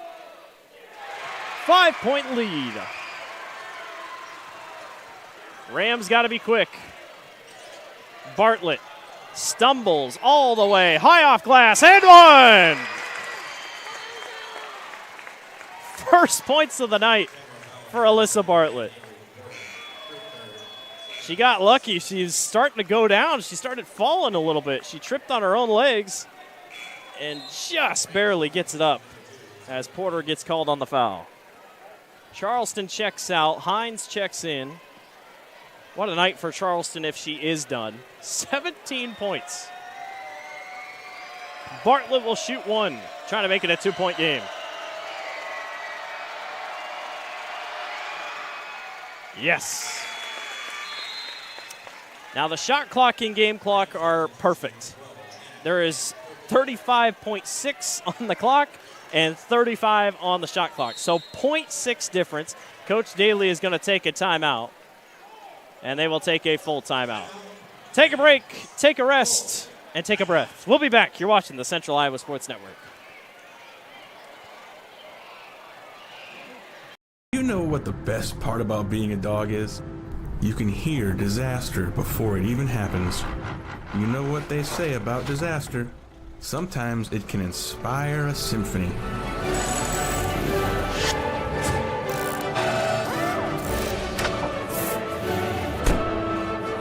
An honest day's work deserves an honest day's treat. No extra charge. And that is why we choose Honest Wrenches.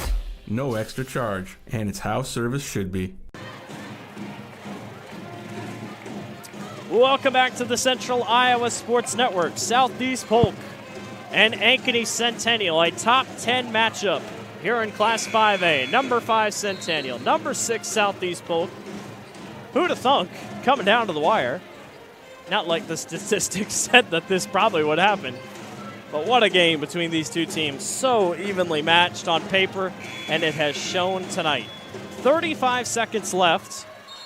Southeast Polk pretty much has to foul here. Pratt gets it into Clark, and Clark gets fouled by Hines. So like I said, this thing's going to come down to can you make your free throws. Bartlett and Mitchell will sub back in as Hines and Van Kooten will check back out. They were most likely brought in for fouls. Clark will shoot 2 from the line. Misses her first. Foul situation is important. Like I said, double bonus for Ankeny Centennial, but Southeast Polk still not even in the bonus. One more foul would do such things, but obviously you don't want to foul. Clark sinks it. 3-point game. We're back to what we were before. A 3 could tie it. Bartlett behind the back up top to Solcess. She cannot save it. Out of bounds. It was last touch. They're going to say it was last touch by the Rams. Boy, I didn't see it, but I guess it was. The ref had a perfect view. 24 seconds to go. Do you foul? You got a foul to give. Bartlett all the way off glass. No. White grabs it. And it's ripped back away. Bartlett gets it to go. I thought for sure they were going to get a foul called or something, but they never called it on White. She just got it ripped away.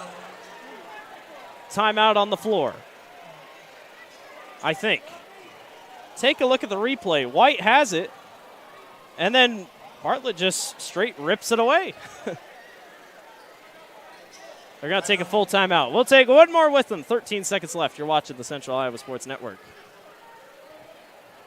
75 years, Holt service trucks have hit the streets of Central Iowa to help customers in need. It might be for plumbing, heating, cooling, a water heater, or the usual repairs and maintenance. We've done that with quality work from quality employees who bring passion and personality to the job. That's the Holt difference. It gives me great pride to see how our company has grown from the seeds of success my grandfather planted in 1947. That's why more and more Central Iowans are saying, let Holt handle that.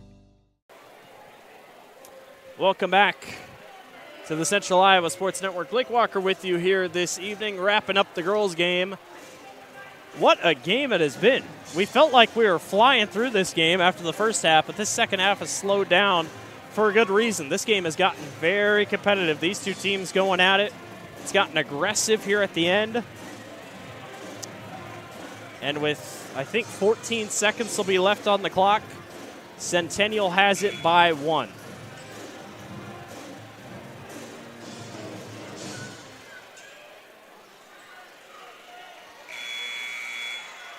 Jaden Pratt will be the one to throw in for Ankeny Centennial.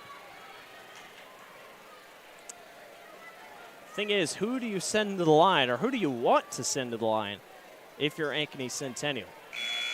The Rams do not put anyone up on Pratt, so they're just going to try to steal this from the inbound. There is 13 seconds left. Clark gets it. Clark is fouled by Van Kooten. McKenna's been on and off from the line tonight. The lead is 1. No matter what, this game will stay a one-possession game. It's just a matter of fact if the Rams want to take this thing to overtime or shoot a 3 on the other side, or if you just want to keep getting 2 and try to foul from there. Clark off back iron on her first. If the Rams win this ball game, that game-changing moment will be Alyssa Bartlett snagging that board from Kennedy White right out of her hands. It's not done yet. Clark's second free throw is good. The lead is just 2, 11 seconds to go.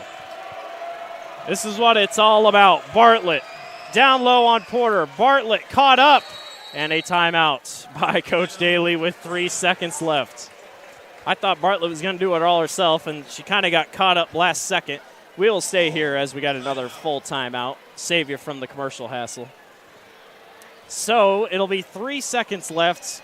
I'm not sure where they're going to throw this in. Nope, they're going to throw it in from the back quarter at the baseline. So I can tell you right now that's not – well, actually, that is honestly more ideal because you can set up a nice shot underneath. So we'll see how that shapes out. But what a game. What a game this has been between these two teams.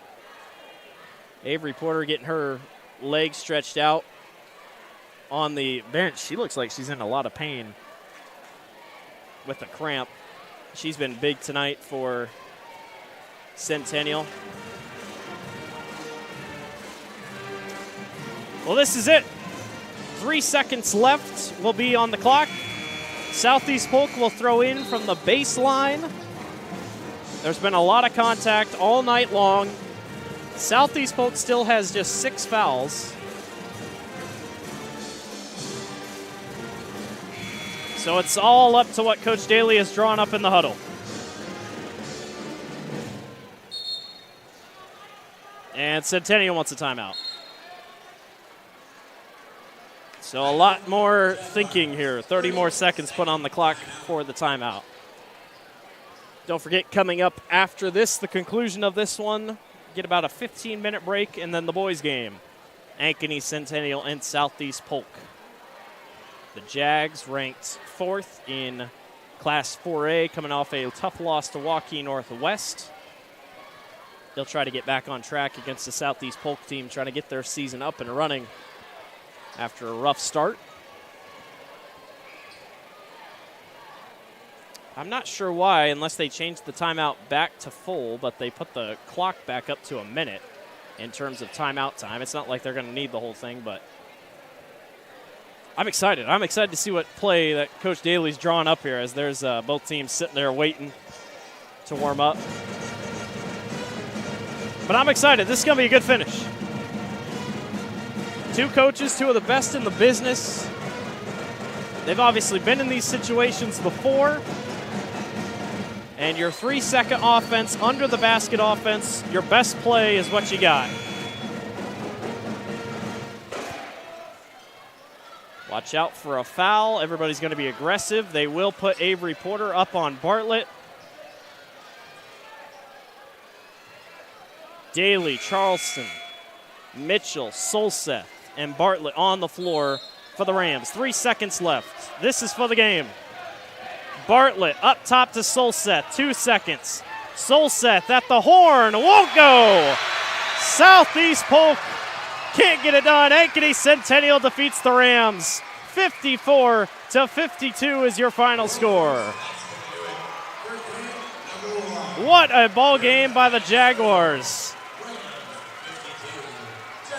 Ankeny Centennial will move to 10-3 on the season. Southeast Polk will fall to 8-3. 3 straight losses for the Rams, but tough, hard-fought games. And that will finish it. 54-52 is your final score. Couple check-in on stats. Zoe Hines will finish with 6 points. JC Mitchell with 3. I got Bartlett here again, all unofficial. 5 for Bartlett. Brooklyn Daly, heck of a night for her. She had 13. Stella Charleston leads all scores for Southeast Polk with 17. Ava Solseth looks like she's going to finish with 8. And then for Centennial, Jaden Pratt, looks like she is going to finish with 6. 7, looks like 12 for Pratt. Maya Crawford with 14. Avery Porter with 6. McKenna Clark going to finish with, I think, 8 or 9. Finley Blackmore with 3. Kennedy White has another good night. She is going to finish with 11. That will wrap it up for our first game. Ankeny Centennial defeats Southeast Polk 54-52. We'll be back in just a few minutes for the boys' game. You're watching the Central Iowa Sports Network.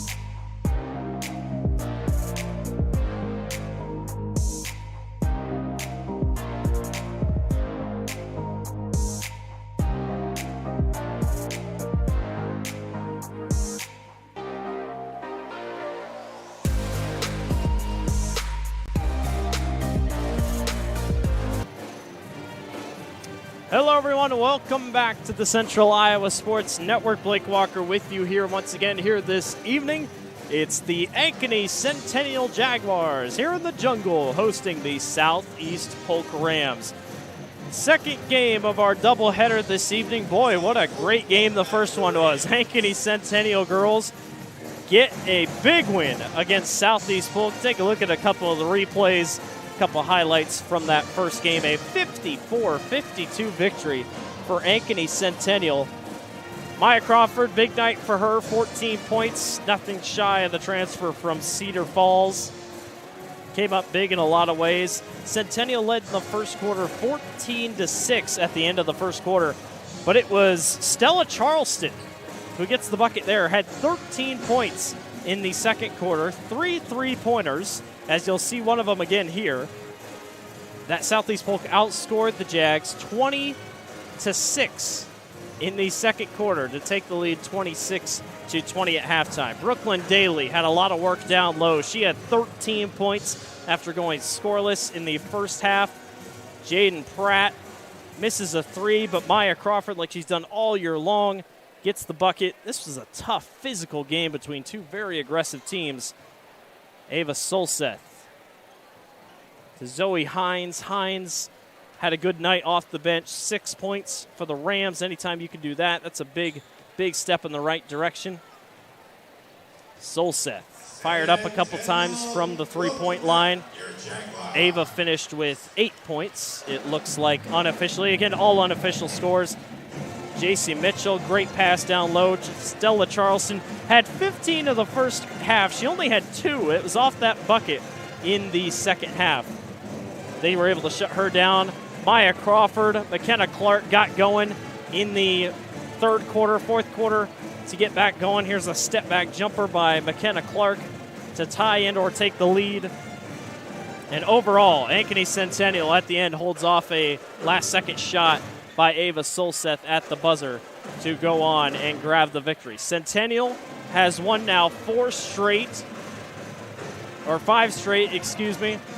after their loss to Johnson. Southeast Polk has lost 3 straight. The Rams will try to get back going in their next competition. Let's shift gears over to the boys' side. Centennial 6-2. Their only losses coming to Waukee and Waukee Northwest, 2 of the best teams in the state of Iowa. And then Southeast Polk on the other side, 1-7. The Rams are looking for something. Their only win this year is a win over Urbandale, 55-43, coming off a close loss to Johnston, 62-55. Other games in the last 5, they lost to Valley, 71-43, lost to Dowling, 62-51, and Waukee Northwest, 78-40. Centennial's last 5 games, losses to Northwest and Waukee, like I said, but wins over Ankeny, Johnston in a close one in overtime, and Ames. So both these teams fit for a great night of basketball. We'll take a break. We'll be back for our starting lineups. You're watching the Central Iowa Sports Network.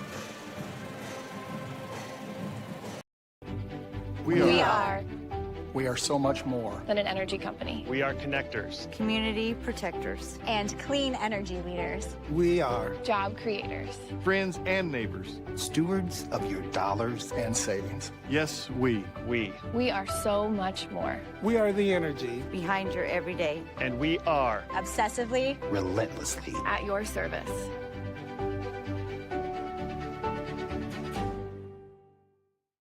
For 75 years, Holt service trucks have hit the streets of central Iowa to help customers in need. It might be for plumbing, heating, cooling, a water heater, or the usual repairs and maintenance. We've done that with quality work from quality employees who bring passion and personality to the job. That's the Holt difference. It gives me great pride to see how our company has grown from the seeds of success my grandfather planted in 1947. That's why more and more central Iowans are saying, let Holt handle that. Welcome back to the Central Iowa Sports Network. Ankeny Centennial hosting Southeast Polk.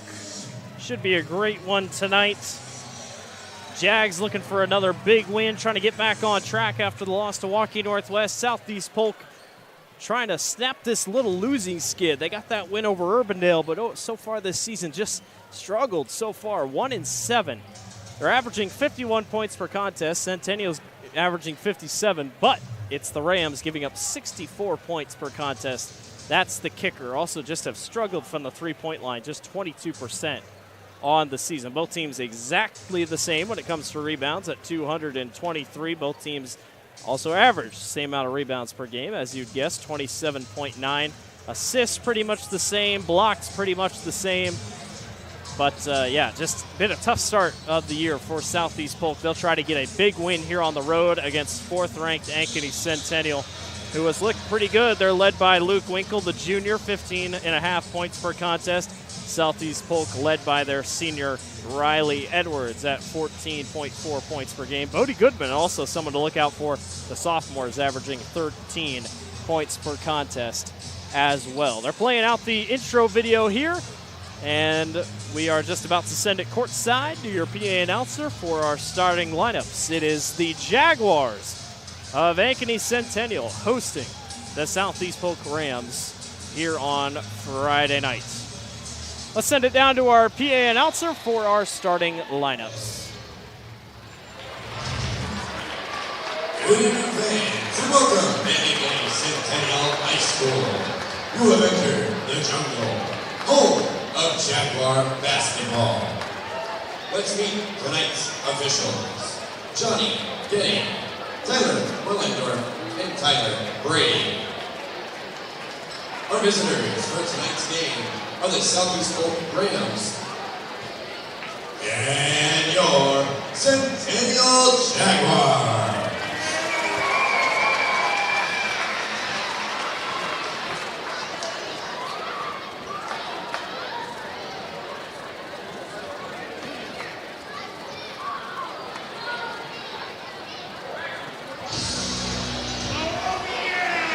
It's time to meet the starting lineups. First, the visiting Rams.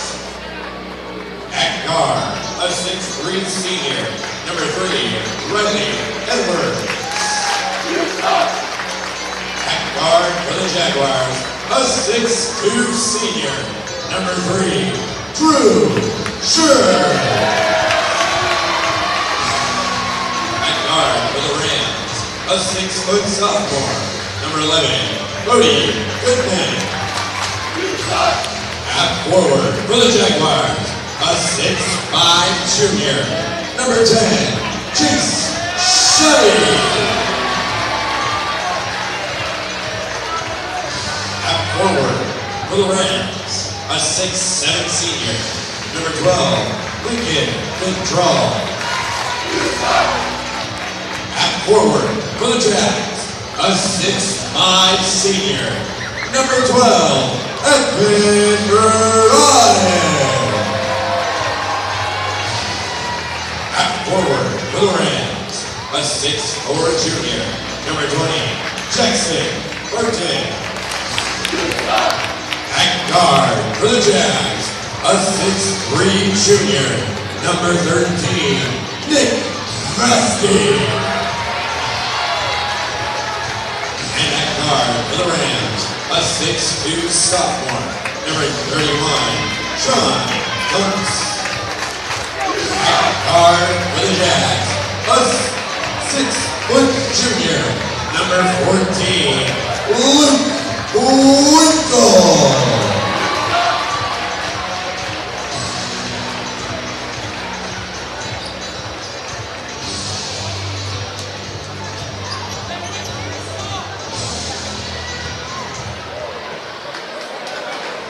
We've got one game in the books, one game left to go. Fans, let's hear it. Southeast Polk, are you ready? Starting lineups have been set. We are ready to get going. It is a full packed crowd on this Friday night here on the north side of Ankeny, in the jungle, Ankeny Centennial and Southeast Polk. Players on the floor. Ankeny Centennial in all white, black trim. Southeast Polk, all black, white and yellow trim. Here we go between Ankeny Centennial and Southeast Polk. Luke Winkle, wasting no time, goes up for 2 and gets fouled. And he will go to the line immediately. Riley Edwards gets called on the foul. Centennial 6-2 on the season, ranked 4th in Class 4A. Southeast Polk 1-7 on the year.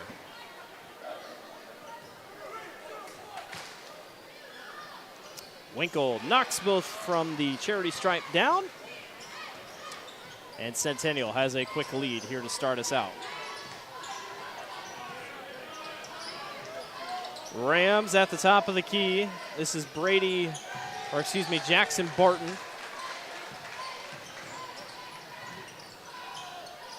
Rams giving up 64 points per contest this season. That's something obviously they'll try to improve on here tonight, but what a win tonight would do for Southeast Polk against such a highly talented team. And a team that a lot of people expect to be at the state tournament later this year in Ankeny Centennial.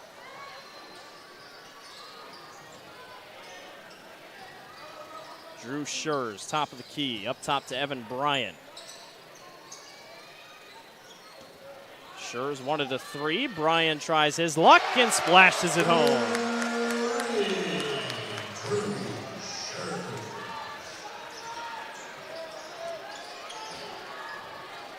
Evan Bryan with the bucket. I think the PA announcer said Drew Schurz. It was Evan Bryan. There's a pass back to the top, and it will not work. Riley Edwards mistimed his pass, and the Jags get the ball right back. And Nick Vasky throws into Luke Winkle. Quick start here for the Jags, leading 5-0 over Southeast Polk.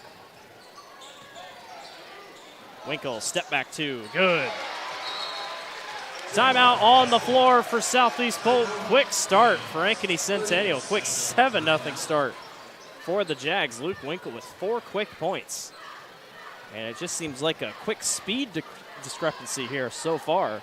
Jags all over the floor. Southeast Polk just struggling to get anything rolling here on offense. I know it's only been, a minute and a half, 2 minutes, but Centennial great at starting fast. That is for sure.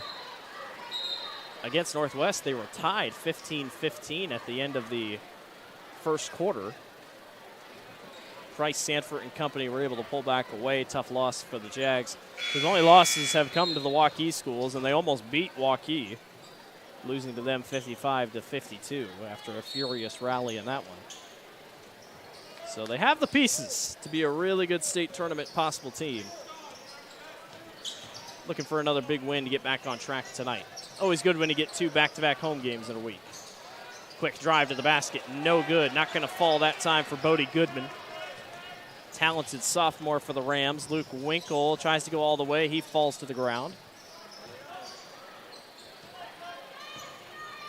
Chase Shuddy got it knocked away. Here comes Southeast Polk pushing the floor all the way to the other end. Riley Edwards gets the layup to go. Good defense. Quick steal and go for the Rams. Gets them on the board for the first time tonight. Winkle doubled. They got rid of it quickly. Vasky underneath, up and under, got fouled. Late foul call. But a foul call nonetheless. They're going to get that one on Lincoln Cantrell. Nick Vasky will go to the line to shoot 2 for the Jags.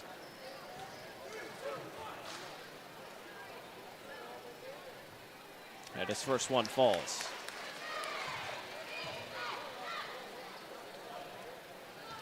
Vasky this season, 87% free throw shooter. And he's able to knock them both down from the charity stripe. Jags extend the lead back to 7.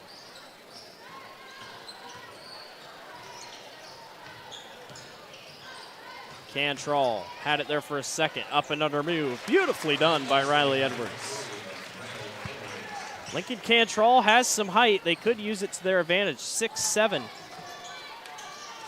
for the senior. Vasky all the way. Can't go. Cantrell on the rebound. Sean Tunks pushed it up the floor. Here's Bodie Goodman.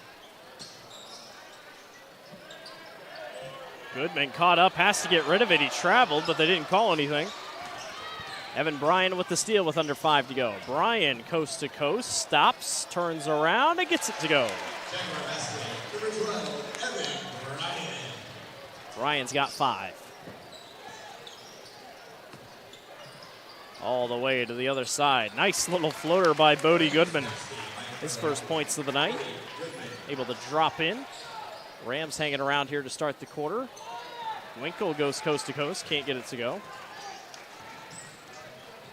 Goodman racing back the other way. Back outside to Cantrell, got a foul on the floor. They're going to get that one on Nick Vasky. First foul of the ball game for the Jags.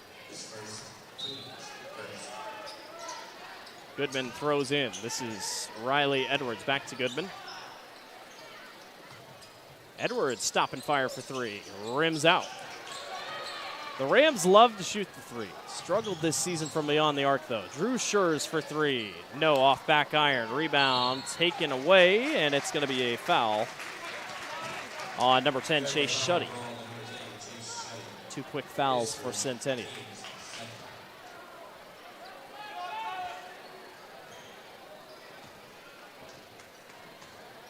.405 to go here in the first quarter. Jags on top, 11-6 over Southeast Polk. Goodman all the way with his right hand. No, good rebound from behind. Good effort, though, by Jackson Barton. Here comes Bryan all the way. Winkle fires a three, and it's good.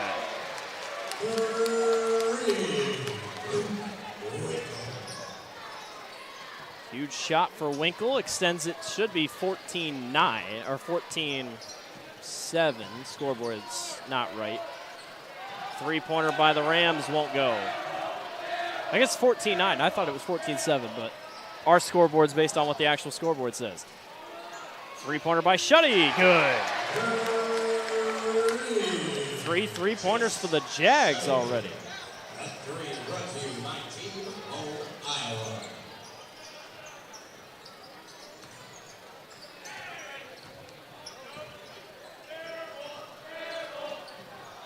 Tunks throws it almost out. Bryan with the rebound. Here goes Winkle. Back the other way on Cantrell. And one! Luke Winkle goes coast to coast. Can't be caught. Cantrell caught them on the back.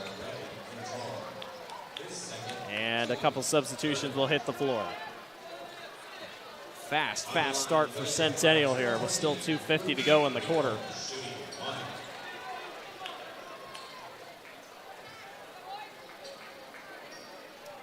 Number 33, checking in for Southeast Polk. That's Trey Lust.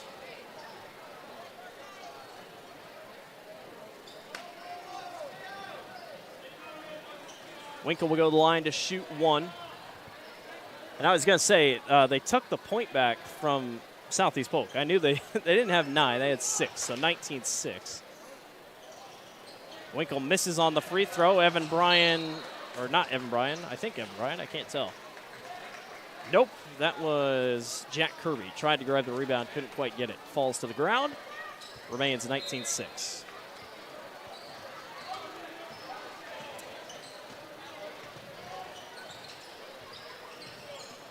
Just over 2.5 to go here in the first half. Or first quarter, excuse me. Great start for Centennial. Carson Robbins with it down low, and he almost gets it knocked away. Here's Zeb Hines. And a travel. Thought we might get a foul. Travel down low. Hounding defense by Centennial so far.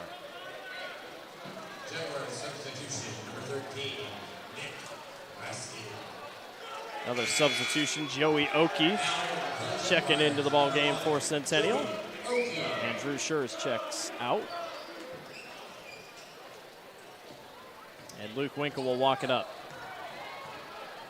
19-6 lead for Centennial early here. They go double on Winkle. Somebody's open.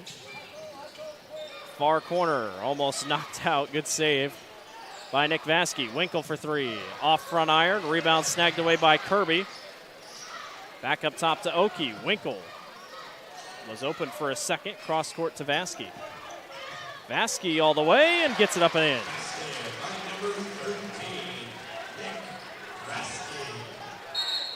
Timeout, Southeast Polk. And they'll take a 30-second timeout. So another break here for the Rams, trying to figure out something here on defense. A fast start by Centennial. Luke Winkle, especially, already has 9 points unofficially. Nick Vasky with 4. Evan Bryan with 5. Chase Shuddy with 3. Take a look at the replay here. A beautiful move right down to the basket by Vasky. Guarded closely by Edwards, just perfectly right around the edge. dominant start for the Jags. And it's safe to say that coming off a loss, the Jags are quite good. After losing to Waukee by 3, they came out and blew the doors off Ankeny 65-46. That game was a lot bigger than it felt like the score was. And after a loss to Waukee Northwest 56-42 on Tuesday night, they have come out swinging here early against Southeast Polk. Edwards all the way. No. Rebound putback won't go, and Jack Kirby with the rebound. Nick Vasky for 3. Too hard. And the rebound is snagged away by Trey Lust. Under a minute and a half to go. Edwards pushes the floor here for the Rams. Hines for 3. Off back iron.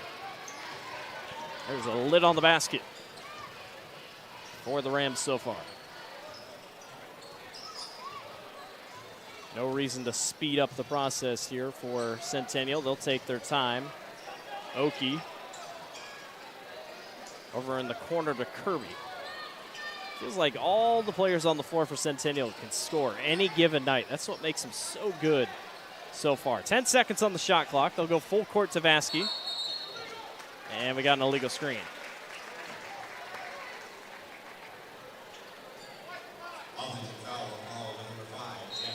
Jack Kirby gets called on the foul. Luke Winkle will check in for Jack Kirby. That was a good defensive set by Southeast Polk that time. Centennial didn't have a lot going on. 8 seconds separate shot clock and game clock here as we wind down the end of the first quarter. Hines caught up, has to get rid of it, does to Carson Robbins. Robbins all the way, gets it up and in.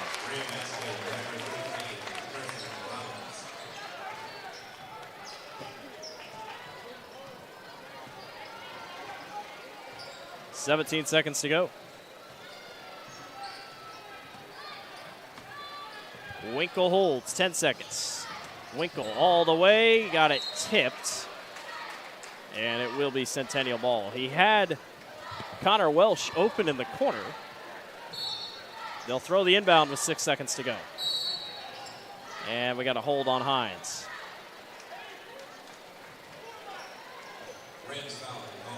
They'll go right back underneath. No time went off the clock. 6.9 remains still.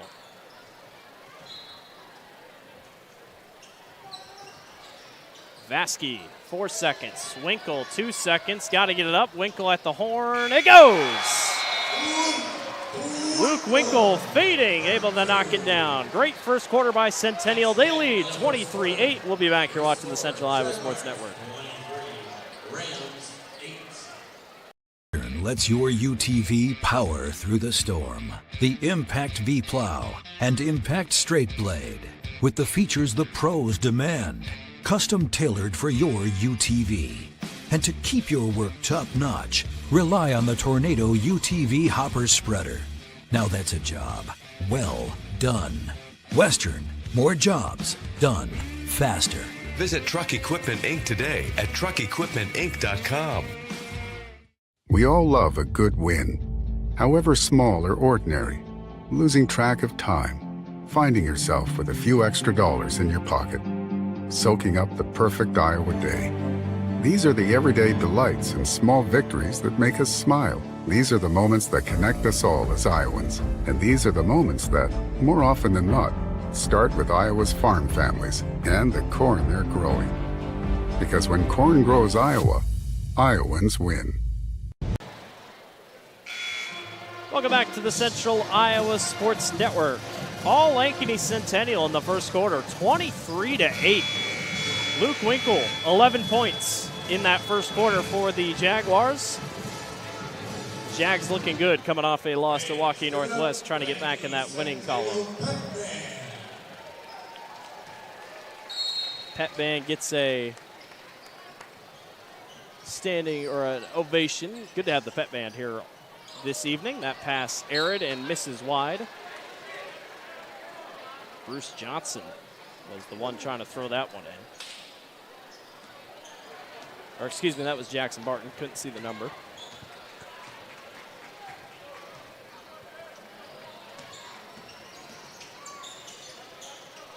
Evan Bryan gets fouled. Bodie Goodman tried to squeak in there and steal the ball. 5 fouls so far on Centennial, or on Southeast Polk. Luke Winkle with it. Hit the buzzer beater there at the end of the first quarter. He's off to a hot start. Maybe it's just one of those nights. Luke Winkle, sometimes a little on and off, but as of late, he's been on, and that's been huge for the Jags. That one's out of bounds. Last touch by Centennial. It'll be Southeast Polk basketball. Riley Edwards with 4 for Southeast Polk. Bodie Goodman with 2, and Carson Robbins with 2. They try to get their offense running here. Goodman high off the glass, just can't get the roll. That's been a couple times tonight. Either that or just can't quite get the lid off the basket. Vasky wide open for 3, and it goes.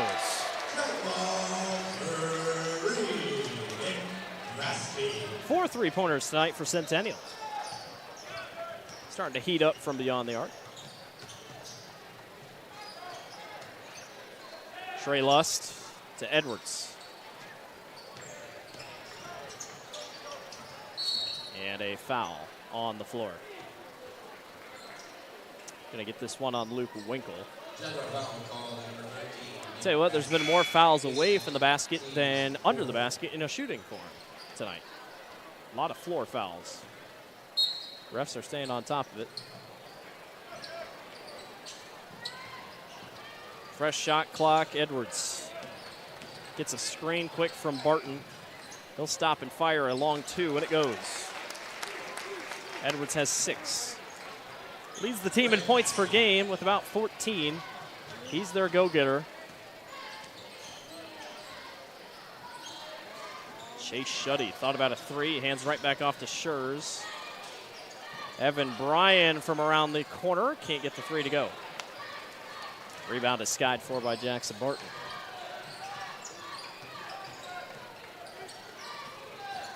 Edwards off to the corner. Quick spin down low, and a 3-pointer will not fall.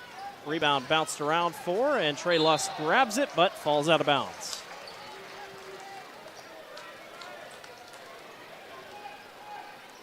Another thing for Southeast Polk, Lincoln Cantrell, be the tallest guy on the court, is currently on the bench. He's the tallest guy on the court by 4 inches over every Centennial player. The tallest Centennial player, I should say. He's out on the bench with 2 fouls.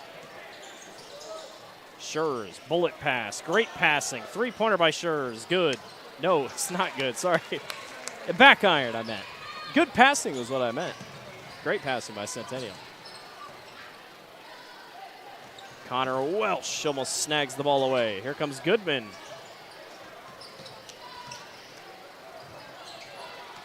Under 5.5 to go here in the first half. That one drops in for Bodie Goodman.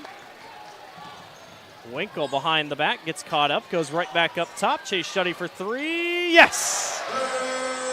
It's just that kind of night for Ankeny Centennial. He's got 6, both 3-pointers.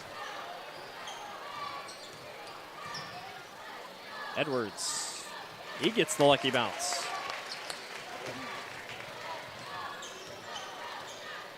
Winkle drives the floor, gets fouled on the baseline.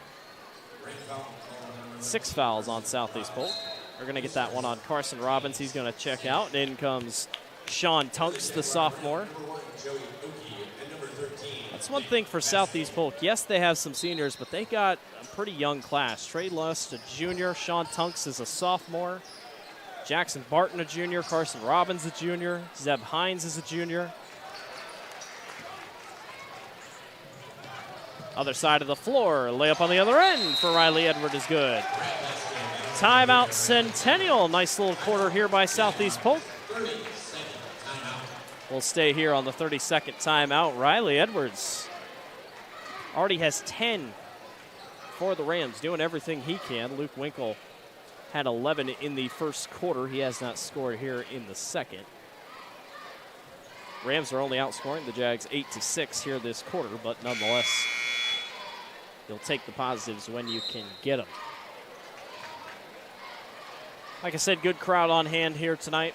both Southeast Polk and Ankeny Centennial. Southeast Polk really couldn't bring a student section, and if they did, not a ton of places to sit. Most of the pep bands sitting where the student sections are. At halftime of this one, the Ankeny Centennial Girls State Championship soccer team will be honored with their big state championship win this past summer. Shuddy on the low post. Goes back outside to Evan Bryan. Good defense by the Rams. 20 seconds on the shot clock with 4:19 remaining. And Luke Winkle resets.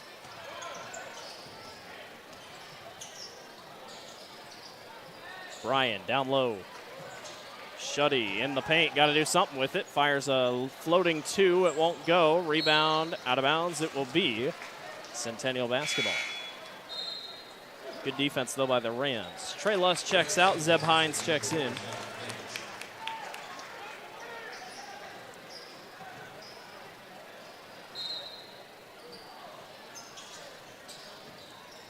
Winkle, long two. Yes. 13 tonight for Luke Winkle, just a junior.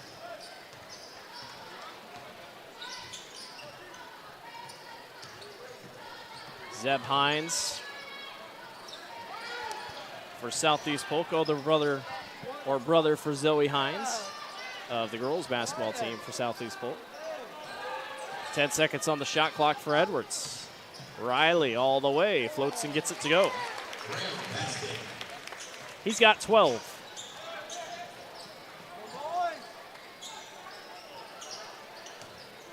Rams playing a better second quarter here, but pretty much Centennial's matched every basket they've thrown up. Full court pass to Bryan. Bryan works his way inside, stolen away. Good play by Jackson Barton.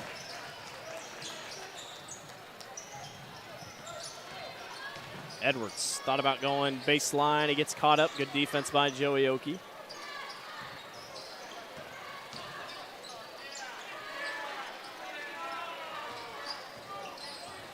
Hines resets.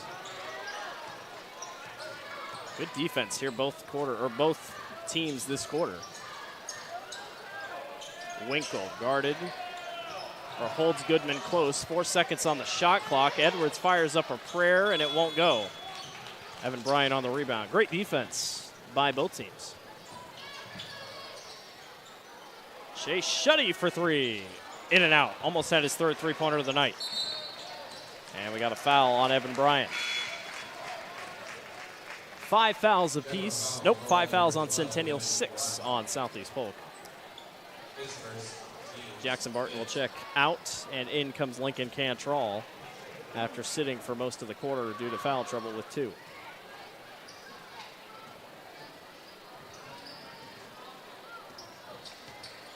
.2:11 remaining here in the first half. Centennial leads by 13. Edwards, stop and fire, won't go. Riley's been impressive to watch tonight. Just quick, able to create separation, create his own shots. Luke Winkle doing the same, gets fouled as he goes to the basket. Winkle's got 13. He'll go to the line to shoot 2. Bodie Goodman, the one called on the reach across as he was shooting. Luke Winkle will go to the line to shoot 2. 78% free throw shooter, knocks down his first.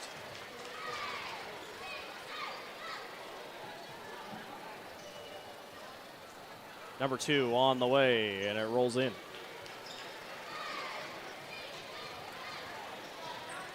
The lead is back to 15. Centennial at 23-8 at the first quarter break. Goodman all the way gets fouled. I think they're going to get Connor Welsh. Yep, they are. Let's take a look at the replay. Good take to the basket. A little too far from behind. Goodman to the line to shoot 2, and his first one rattles home. 8 fouls committed so far by Southeast Polk. Which I don't know if that's right, but I'll take their word for it. Goodman's second one rattles out. Bodie's got 5 for the Rams. With 1.5 to go, here's Winkle. Bring out a quick double. Leaves a wide open Drew Schurz for 3, and he splashes it home. How about the 3-pointers tonight? 6 3-pointers for the Jags. Half their points are 3-pointers. Goodman again to the basket. Draws contact, can't get it to go. 1 minute to go. The Jags want to run. Winkle all the way to the corner. Evan Bryan for 3. Yes! 7 3-pointers tonight. 20-point lead for the Jags. What a first half. Edwards tries to respond. Won't go off front iron. Evan Bryan on the rebound.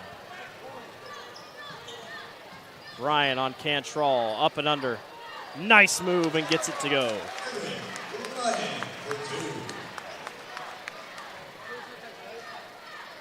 Yeah, the Rams were holding about step for step with the Jags there for a little bit, but Ankeny Centennial has turned it on here at the end of the second quarter. Hines with it, no shot clock here.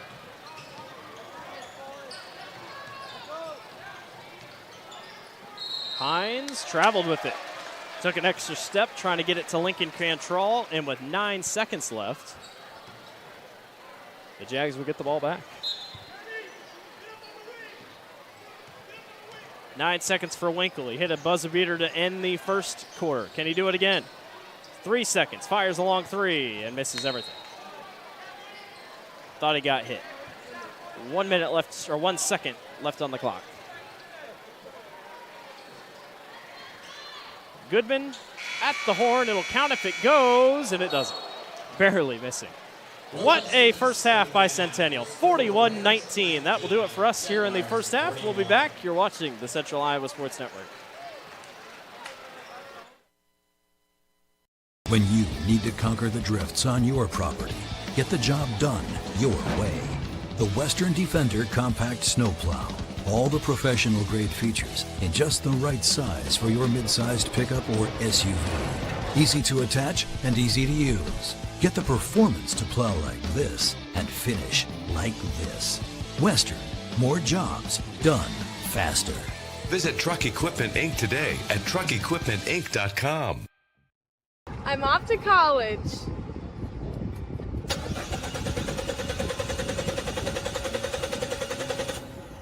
Oh, rats! Hi, Joe the Car Guy with a reminder. Before you send your kids off to school, set up an appointment with Westside Auto.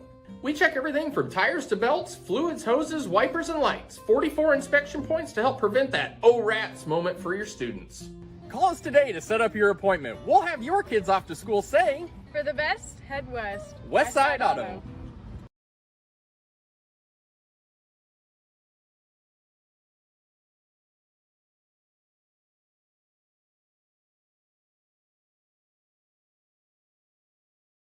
Ever have one of those awkward moments when a business disappointed you? You got ripped off? Didn't get what you expected? The Better Business Bureau can help you avoid these uncomfortable situations. BBB accredited businesses are honest, ethical, and reviewed annually by the BBB. Don't experience another awkward moment with a bad business. Trust the ones that operate with integrity. Look for the BBB seal. It's the sign of a better business. And find a better business anytime at bbb.org.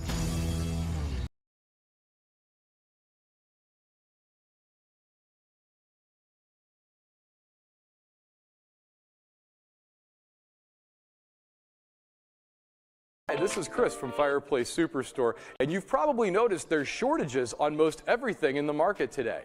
Well, Heat and Glow has helped us out this year, and they are focusing their energy on their gas fireplace inserts. So if you've got a drafty old wood-burning fireplace and you want to get it retrofitted into a beautiful, high-efficient gas fireplace, come see us. We will have product to sell you. Heat and Glow gas fireplace insert from Fireplace Superstore.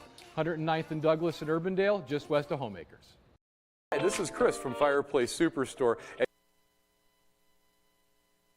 Sports Network. Ankeny Centennial on top of Southeast Polk. 41-19 is your score. What a half by Centennial. I count 7 unofficial three-pointers, Luke Winkle with 15 already for the Jags.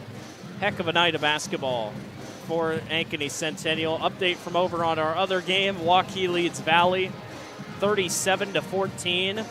Are the Warriors maybe finally starting to look like what they should have looked like at the beginning of the season? Some people have said that Waukee has played down to their opponent or hasn't quite met that full potential. They look good against a pretty solid Valley team tonight. Ankeny Centennial looks like they have not skipped a beat despite a loss to Waukee Northwest on Tuesday night.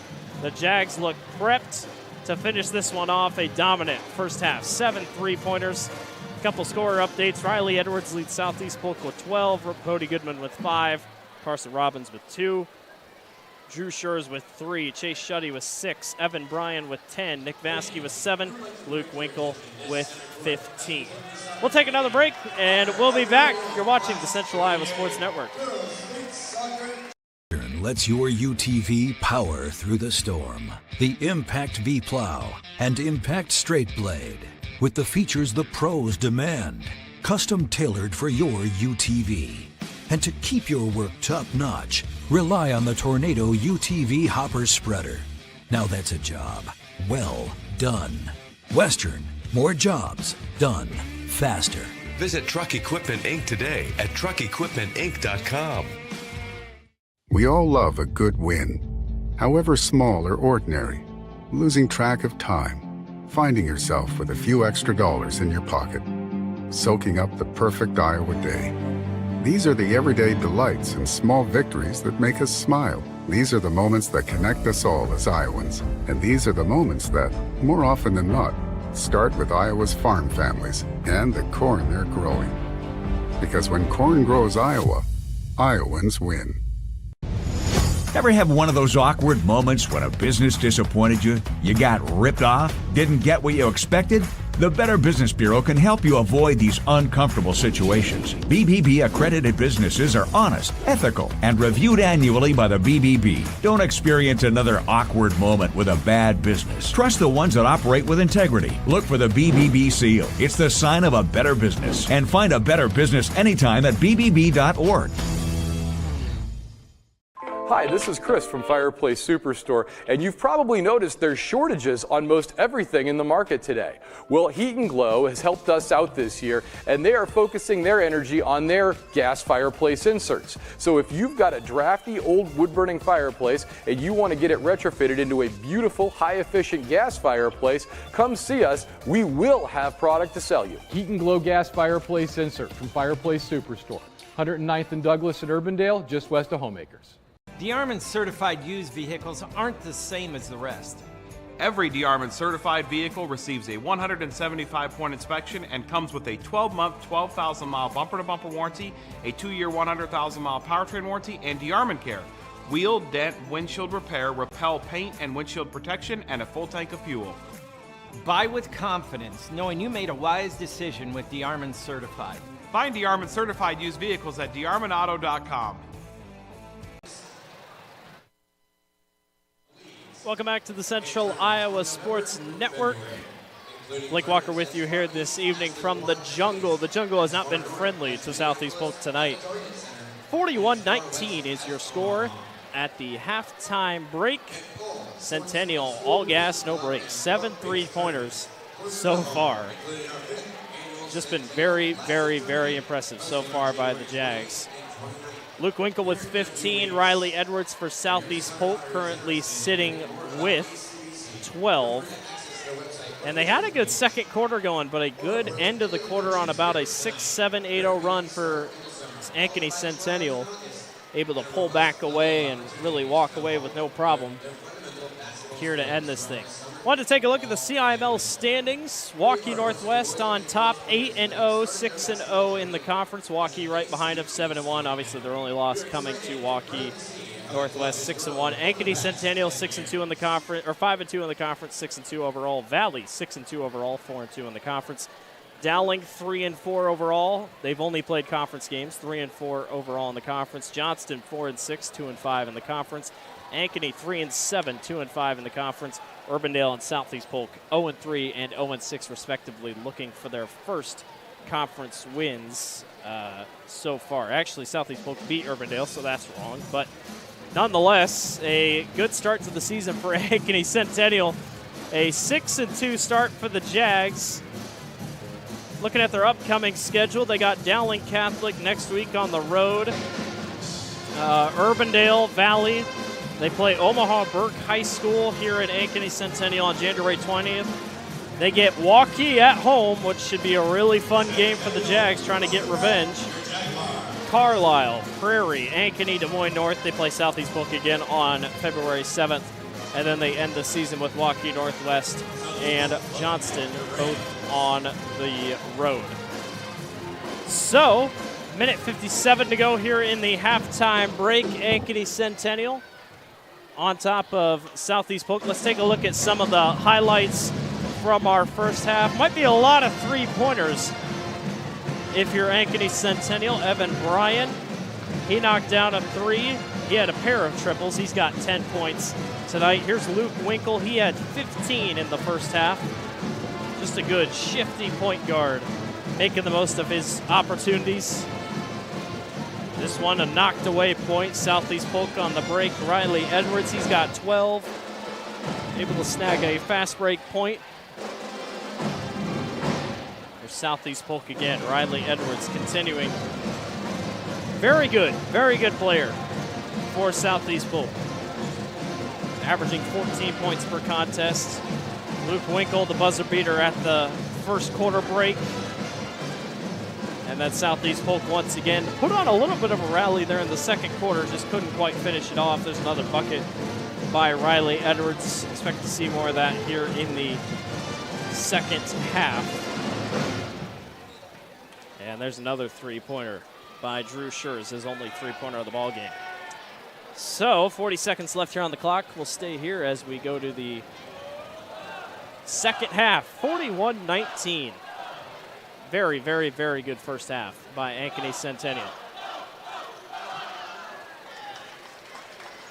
Take a look at the student section for Ankeny Centennial, led by the police officer there out front.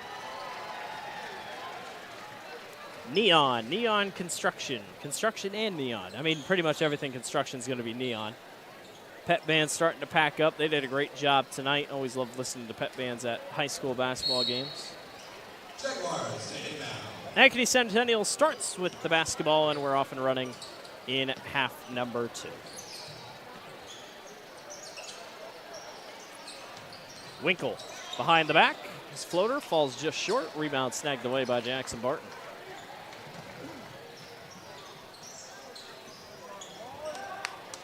Bodie Goodman, top of the key. He's got 5 tonight.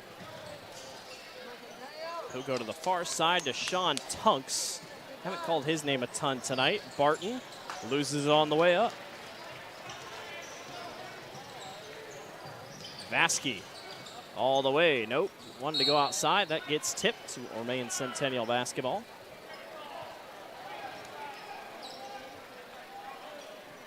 Luke Winkle will throw in underneath.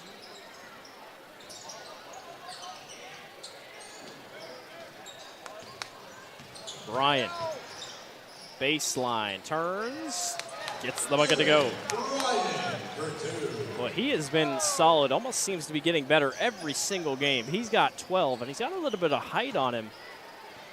It's fun to watch. The senior's been really good. This whole Centennial team, I feel like, just getting better as the season goes on. Barton, beautiful move, spins down low. His first points of the night. Centennial led 23-8 at the end of the first quarter, a 41-19 lead at the end of the half. So pretty much identical halves for both teams in a way. Drew Schurz for 3, and he splashes it home. 8 3-pointers tonight for Ankeny Centennial.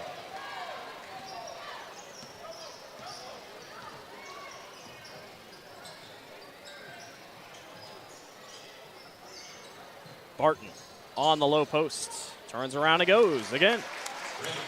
Might have found a little bit of a mismatch that they like. Southeast Polk will call a timeout. And they'll take a full timeout. We'll take one with them. You're watching the Central Iowa Sports Network. You know what the best part about being a dog is? You can hear disaster before it even happens. You know what they say about disaster. Sometimes it can inspire a symphony.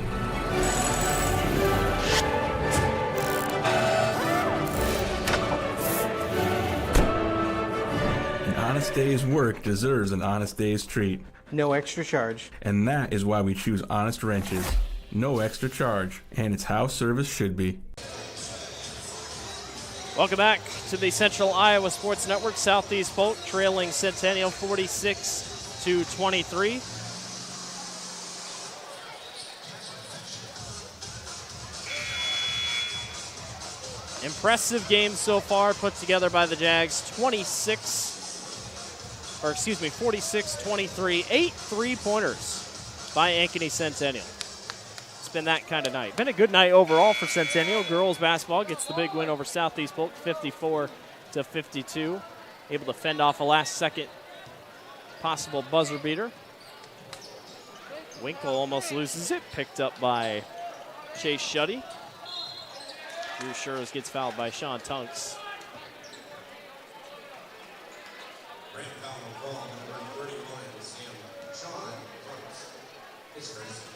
Halftime of this game, 3A state champion Ankeny Centennial girls soccer team was honored after their championship this past summer over Council Bluffs Abraham Lincoln. Luke Winkle all the way. Beautiful move. He's got 17.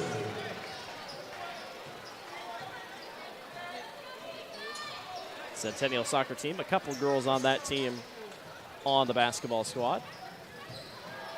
Lincoln Cantrell for three. That one is good. Don't let the size fool you. The man can shoot. Big shot there. Well, before that timeout, Southeast Polk looked like they had found something with Barton down on the low post.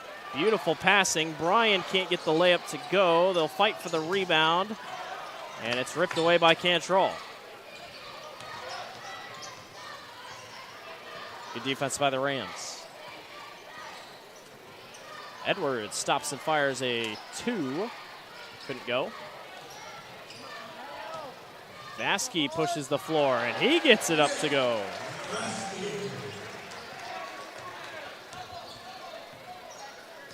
Boy, Shuddy, Bryan, Vasky, and Winkle all doing great work. Drew Schurz as well. Good numbers across the board for Centennial. Edwards, floater, won't go. Rebound, Tunks won't go. He fell to the floor. I think he got hit by his teammate, possibly. Evan Bryan all the way, and he gets grabbed on the floor. We're going to give that one to Bodie Goodman, the sophomore. So his second foul of the half for Centennial. Into the Jaguar number 2, Connor Welsh. Connor Welsh checks in for Centennial.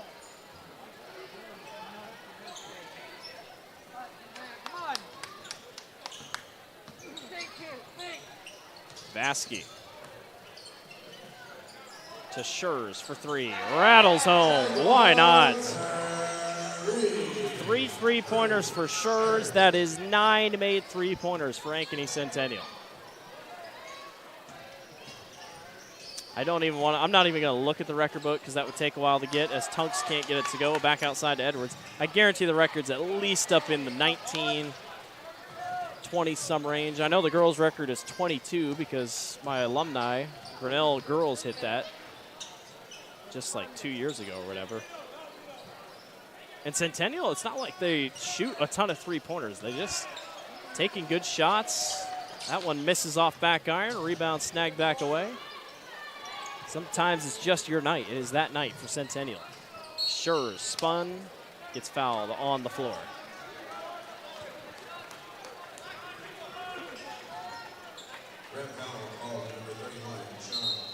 Fouls on Sean Tunks. Carson Robbins checks back in. Zeb Hines checks in, and out goes Tunks and Edwards.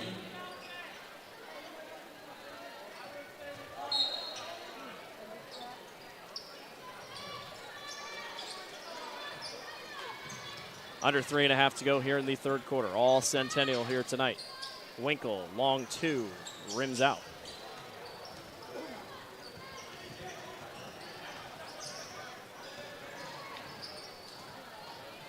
Goodman It's an outside to Hines. Cantrell, fade away, it's good. 5 quick points for Cantrell this quarter after going scoreless in the first. Schurz, good pass down low to Kirby, lost it on the way, couldn't quite get it there.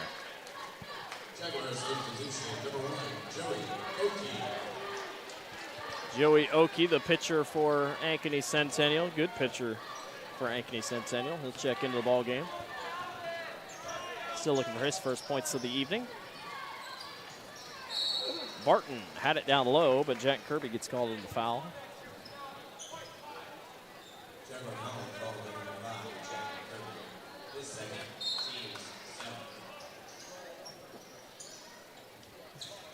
Barton down low, up and in off the glass. 6 points for Barton this half. Southeast Polk starting to go their post just a little bit more here. Seems to be working out. Cantrell and Barton all have the total points. Are the only ones that have scored this half. Vasky up and under, can't go, wanted a foul.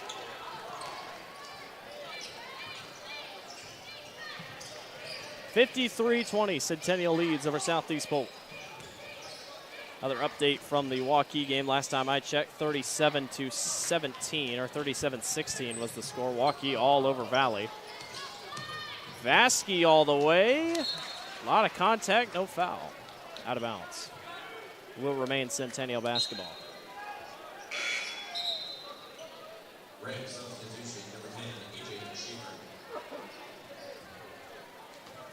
AJ Schaefer checks in for Southeast Polk.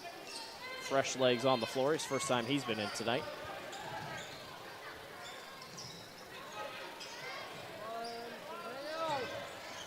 Kirby up and under. Can't get it to go.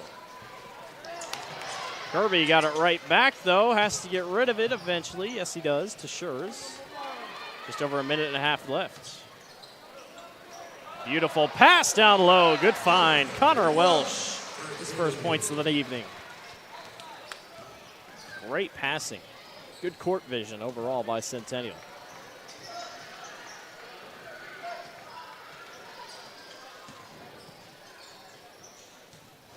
Cantrell gonna go baseline. Stuck in the paint. Got to get rid of it. He does. Good switch back to Cantrell for three. It's good. 2 3-pointers this quarter for Lincoln Cantrell.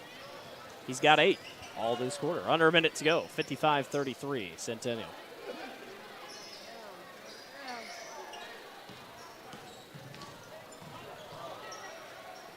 Take to the basket by Connor Welsh. Won't go, but he gets fouled. Not a lot of stoppages in play here this quarter. But Welsh will go to the line. We have not seen a free throw attempt this quarter. This is the first one. Take a look at the nice screen and go by Lincoln Cantrell. Just kind of bait both defenders. They both go with them. Forget about the center. Sinks his second three-pointer of the ball game.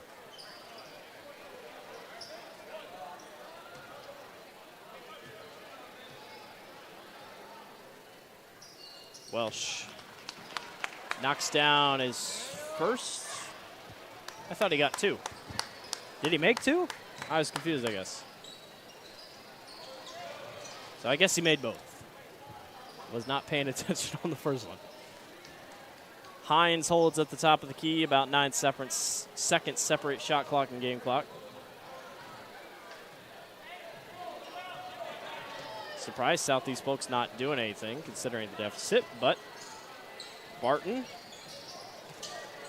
down low, good find to Edwards, or excuse me, not Edwards, that was Robbins, couldn't get it to go. 10 seconds, Luke Winkle, he's had a shot at a couple buzzer beaters here tonight.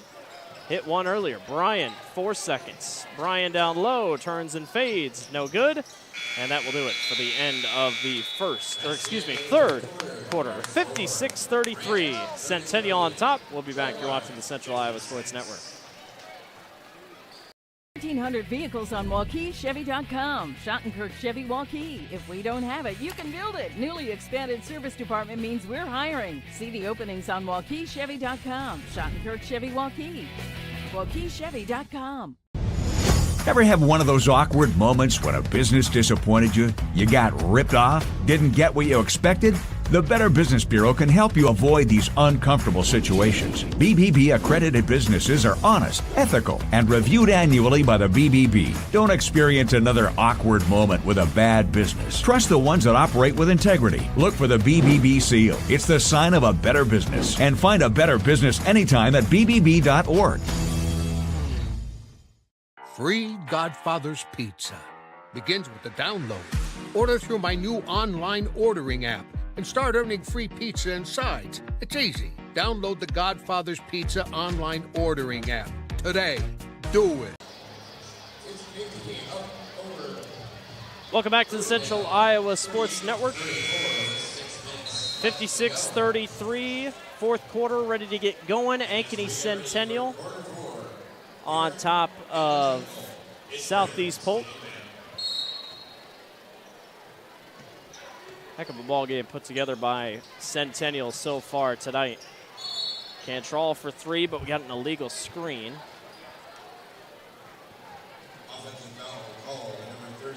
And the foul is on Trey Lust.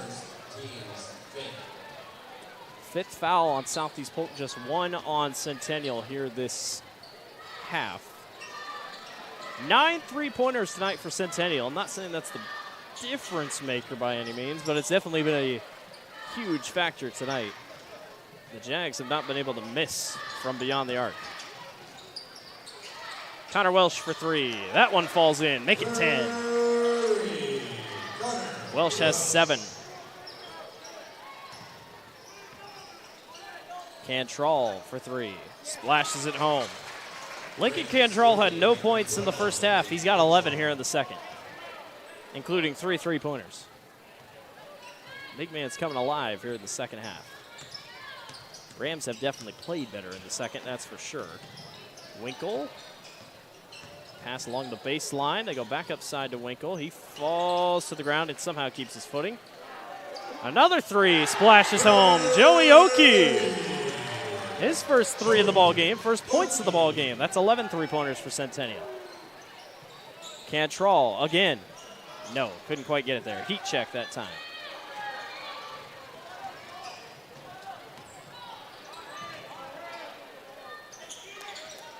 Evan Bryan wide open for three. He splashes it home. What was that, 12? 12 threes? I think I might have to look up the stat book here. Edwards back outside.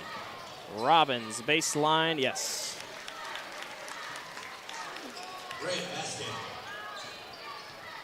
65-38.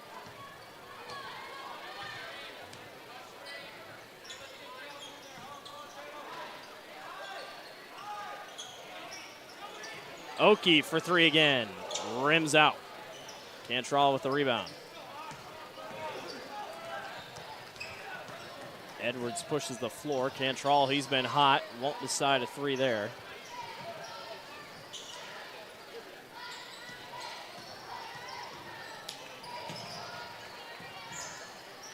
Cantrell for three. Yes.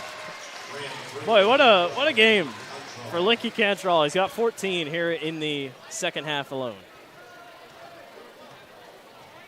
He's been off to a good start here. Trying to look here at the record books as a timeout is taken. It's a 30-second timeout. I will say the association's record books set up a little bit differently than the girls. Take a look at a replay there. Winkle almost lost it. This leads to a wide open three.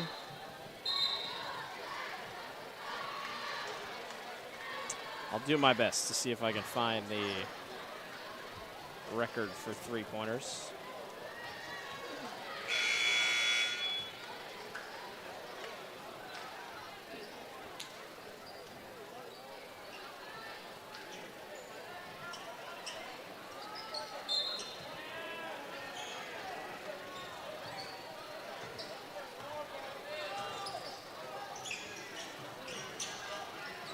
Shuddy, top of the key here to Welsh. Kirby, baseline, fouled hard. And he'll be helped up.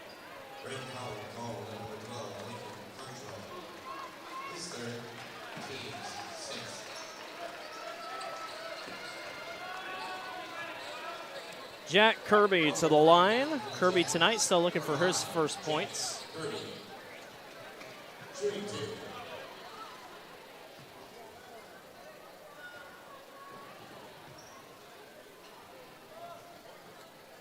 And Kirby's first free throw rattles home. Well, I will say, based on a last updated one of 2018-2019, the most three-pointers shot in a game that were made was by Abe Baker of Makokata in 2019, and he had 13. So Centennial has 12. Again, not sure on team score by any means, but 66-41, under 5 to go. Trey Lust underneath with the basket.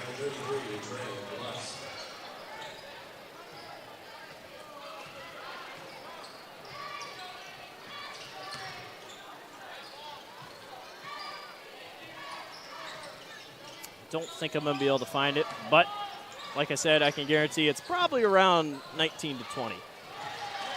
Everything's fallen. Chase Shuddy with the basket. 68-43. Dominant performance tonight by Ankeny Centennial. Always good to go on a weekend with a win. Southeast Polk definitely showing signs of improvement. Cody Goodman with the basket, his first point since the first half. The Rams have definitely got stuff going for him, I can tell you that. And Lincoln Cantrell, once he gets going, I mean, this is going to be a tough team. They're going to be tough in and out every single night. And still pretty young for the most part. Got a couple young guys on the team. And while this season might be tough for Southeast Polk, there are better games on the horizon, I can tell you that. Joey Oki for three again, misses.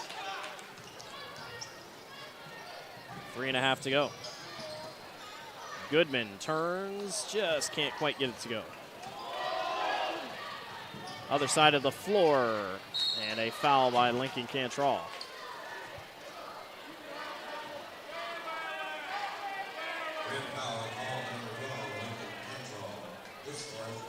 That's Lincoln's fourth, and that will send Chase Shuddy to the line.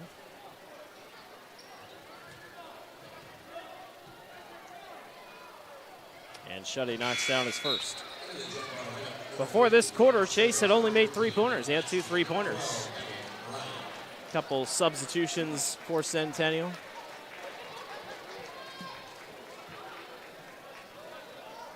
Ankeny Centennial will take on Dowling next week in their next contest. Shuddy back irons his second free throw.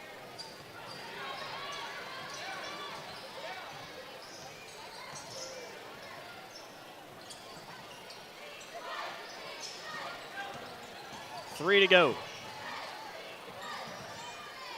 Tunks, beautiful pass to Barton. Oh, just can't quite get it to go. That was a good find, though, by Sean Tunks. Evan Bryan back the other way, back outside. Schurz for three, misses. He lobs it back over his head and saves it. Nice play. Centennial getting a little, or they're feeling it from three. They just couldn't quite knock down the last couple. But the shooting was contagious tonight for the Jags, that's for sure. Schurz all the way. Is that an and one? No, it is not. They're going to count it on the floor. It doesn't matter. He's going to go to the line to shoot a 1-and-1.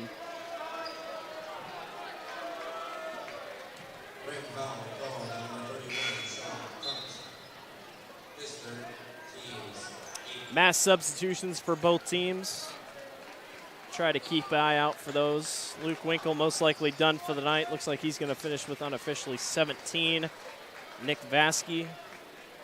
Looks like he's possibly done for the night. I don't see him on the floor. Nope, that's him over there. He's still on the floor. Run under the 1-and-1 misses.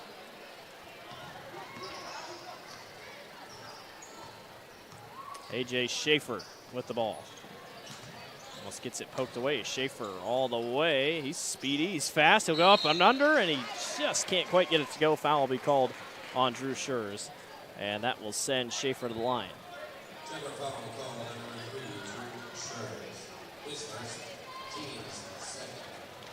Take a look at the replay. Schaefer this season, 50% free throw shooter. Only been to the line once, make it twice. Knocks down his first.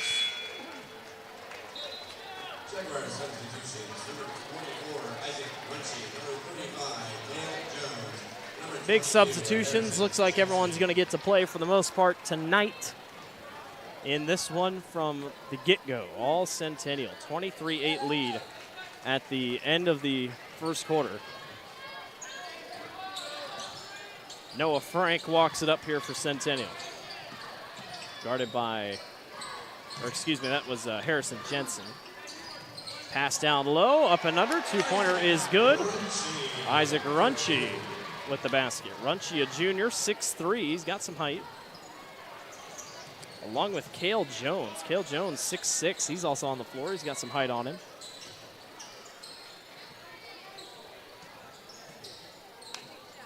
Three-pointer, Noah Frank.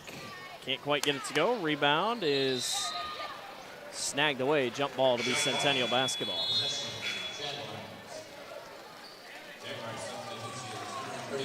Centennial will move to 7-2 on the season. And after 2 losses this season, the games after the losses, I don't know if you want to play Centennial the game after they lose. 2 very impressive performances against Ankeny when they lost to Waukee, and now Southeast Polk when they lost to Waukee Northwest. Drive to the basket, won't go. Rebound, snagged back away. Three-pointer from the wing, that is good. Harrison Jensen, the junior, knocks it down. What is that, 13? 13 three-pointers tonight for Centennial. Under a minute to go. Jamari Williams gets it knocked away, stolen away. Drake Dittmer back the other way. Jensen all the way and one with his left hand. Always good to get these guys in last minutes.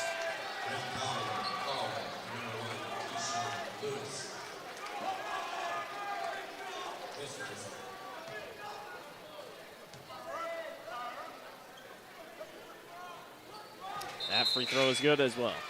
77-47. Couple more substitutions in. Brady Baker checks in along with Dalton Rost.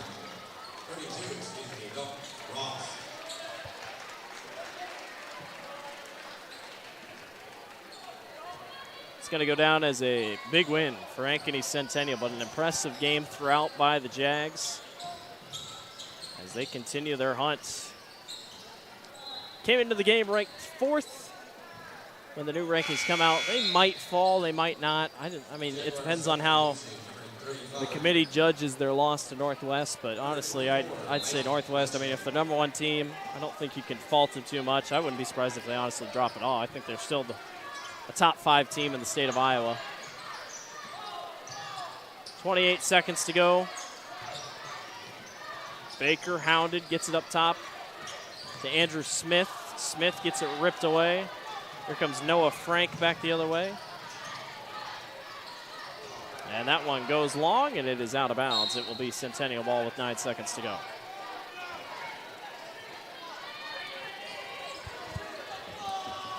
Southeast Polk will fall to 1-8 on the season, but improvement tonight for the Rams. Upside on the horizon for Southeast Polk. Ankeny Centennial will move to 7-2 on the year, and that will do it. Ankeny Centennial defeats Southeast Polk 77-47 is your final score. I want to thank everyone for watching tonight here on the Central Iowa Sports Network. Shout out to our producer, Justin, who has done literally everything tonight. Run cameras, produce everything. Shout out to him. It is a win for Ankeny Centennial, 77-47. That will do it for us. Blake Walker, thanks for watching, everyone. Have a good rest of your week. Thanks for watching the Central Iowa Sports Network.